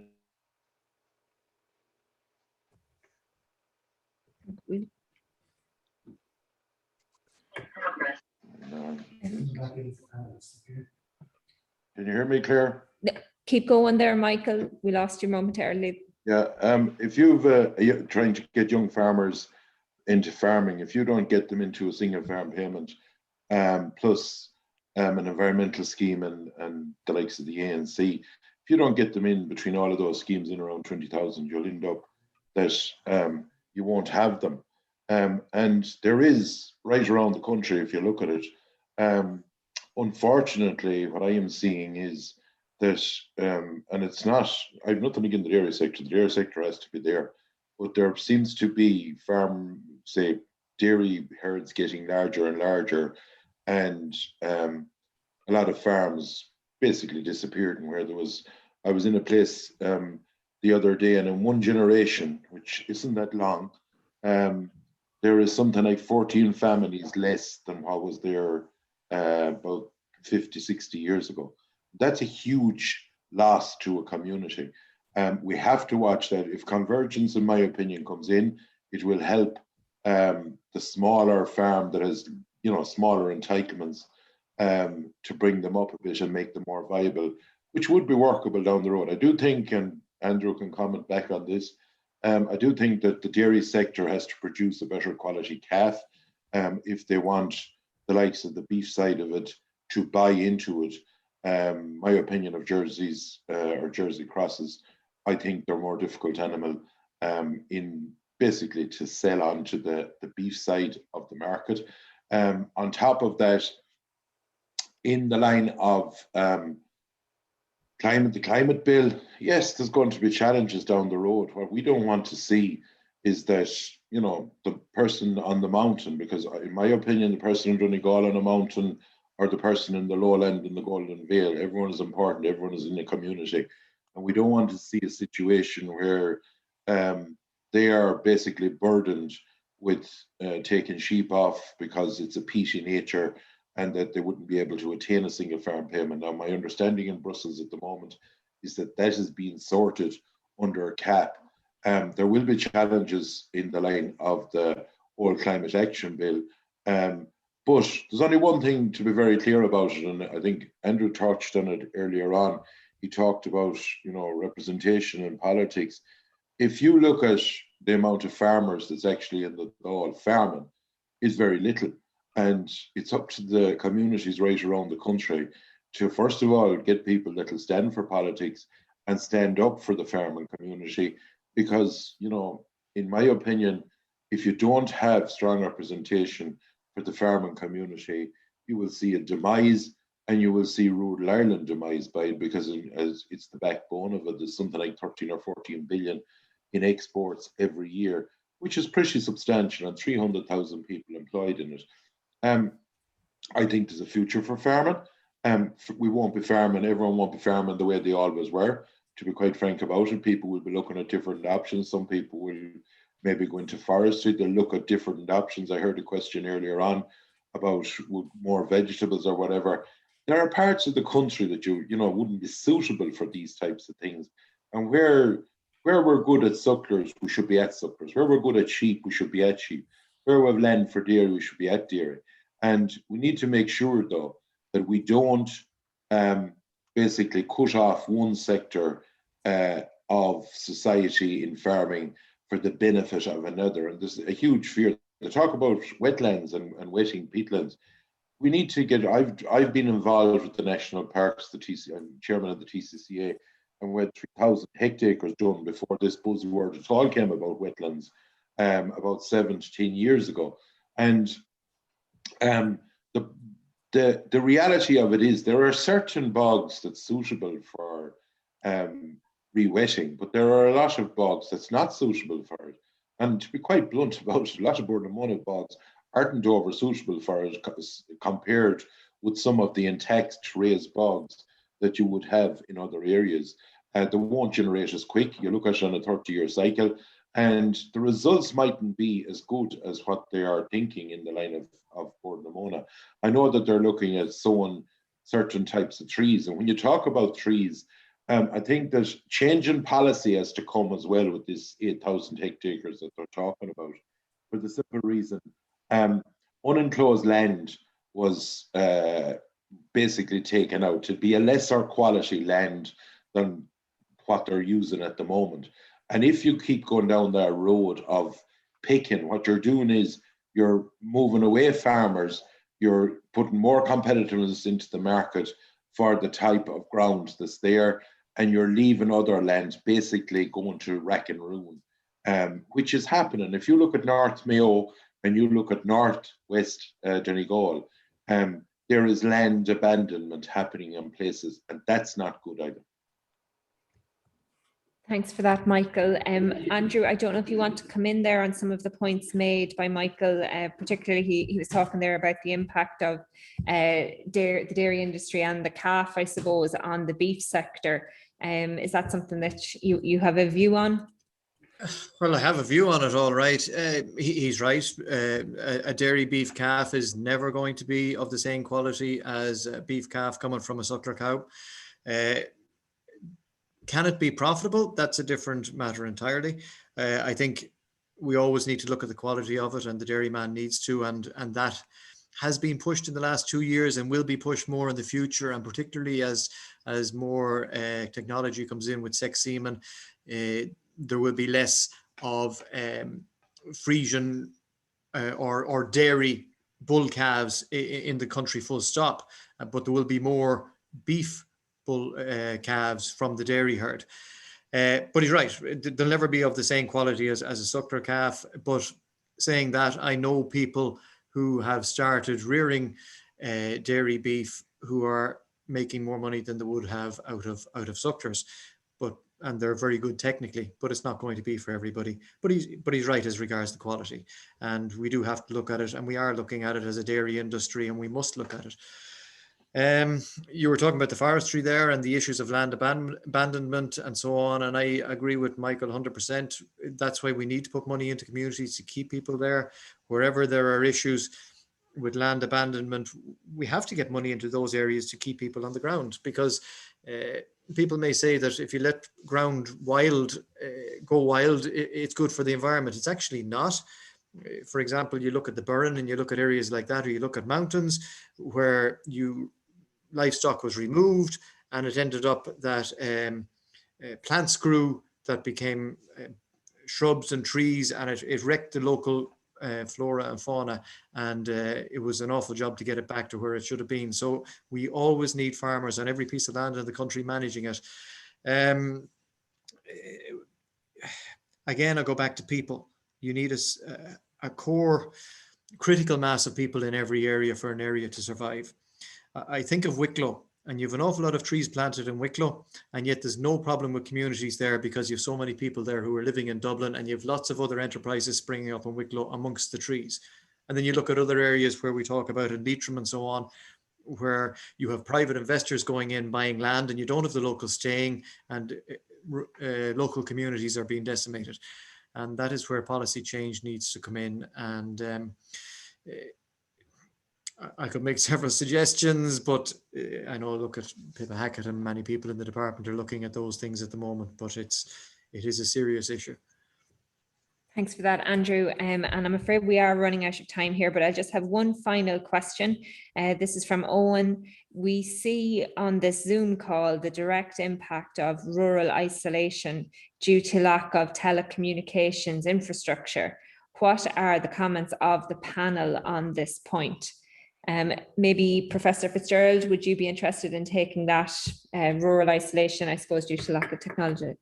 Well, I think Michael's problems in communicating with us tonight highlight that there is a problem, which needs to be done. And so much, like I have a colleague who's relocated to Leitrim, or bought a house in Leitrim, and doing important research from Leitrim, but it's a problem doing it from Leitrim because of the broadband. So yeah, general problem needs to be solved.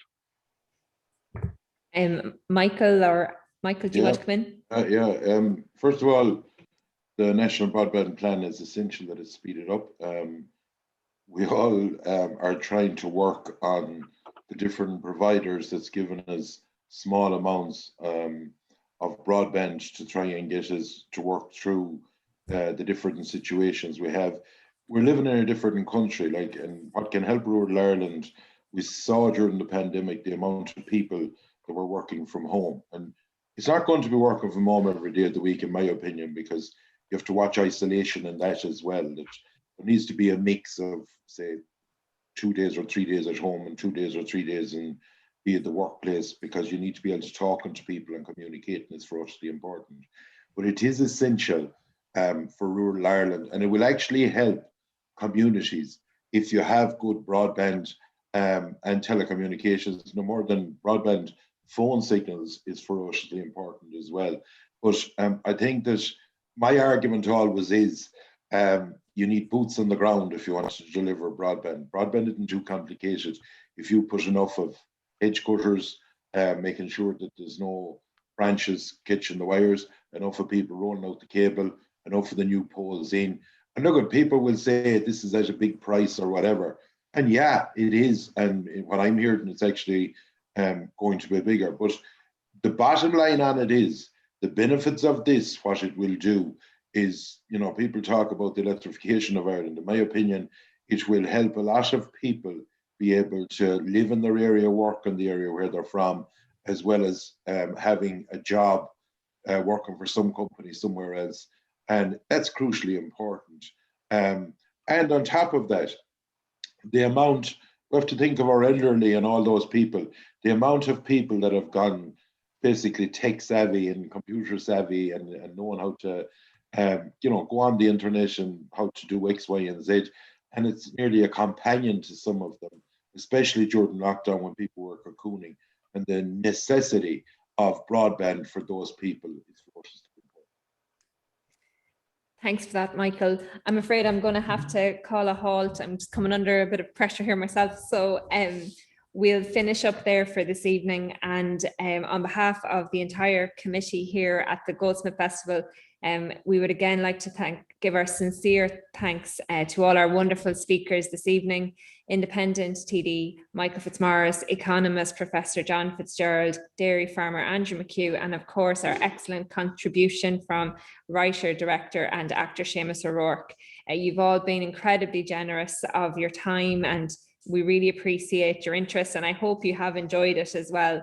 I'm sure your viewpoints and analysis will be discussed widely at kitchen tables throughout the Midlands this evening and into the rest of the week. Thank you also to all our viewers, members of the press, local supporters and sponsors for tuning in this evening. We hope you found it interesting and stimulating. We will be back again tomorrow, where our focus turns to the social sustainability of Irish agriculture, and we have another fantastic lineup for you. There is Dr. Monica Gorman of UCD and Dr. Porrick Wims of UCD School of Agriculture, author and journalist John Connell, and our very own Goldsmith Committee member and veterinary practitioner Niall Nally. I'll hand back now to our festival chairman, Arthur Conlon, to conclude proceedings.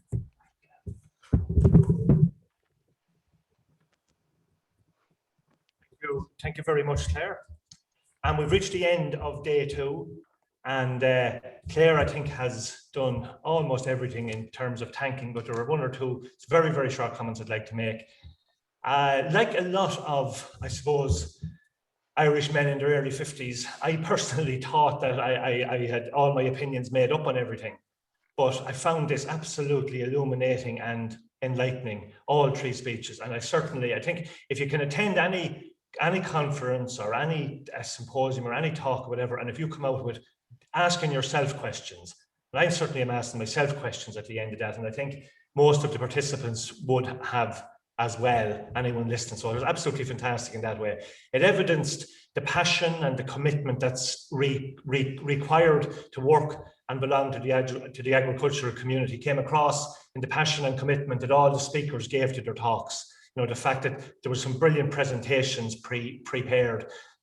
Your contributors tonight are doing it voluntary, and I'd like to add to Claire's thanks, absolutely heartfelt thanks for the work and the commitment that all the participants tonight, all the speakers have done. It was absolutely amazing, and we thank you from the bottom of our heart for that. And just to finish off then, I'd like to thank your host for tonight, Claire. Claire has done an absolutely wonderful job in hosting it tonight. I mean, there was really no difference in watching this and watching something on RTE, the quality of Claire's presentation. So I know you're clapping out there. We can't see you, but thanks very, very much to Claire. I'd like to thank all the committee in general. Everybody made a huge contribution to this. The music you heard at the start, as I mentioned last night, isn't just something that we bought in or had made earlier. It's actually our social media officer, Donny Keys, is also an excellent flautist, and his music was fantastic at the start. Thanks for that. And I'm going to just give one last thanks to another committee member who you haven't seen tonight, for the very simple reason that he's behind the camera, and he's been doing a wonderful job on the camera, standing up there for the last 2 hours.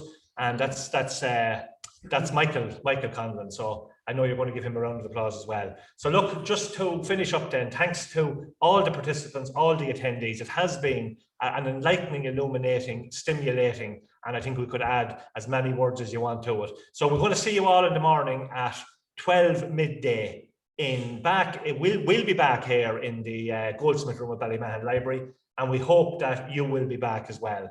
And just to tell anybody if to try and come on in the morning you have an issue, we will also be broadcasting on Facebook Live on the 3 Jolly Pigeons Facebook page. So if you just go to 3 Jolly Pigeons, that'll get it. So, okay, we're going to end the webinar now. Thanks to everyone, and that's it. Thank you.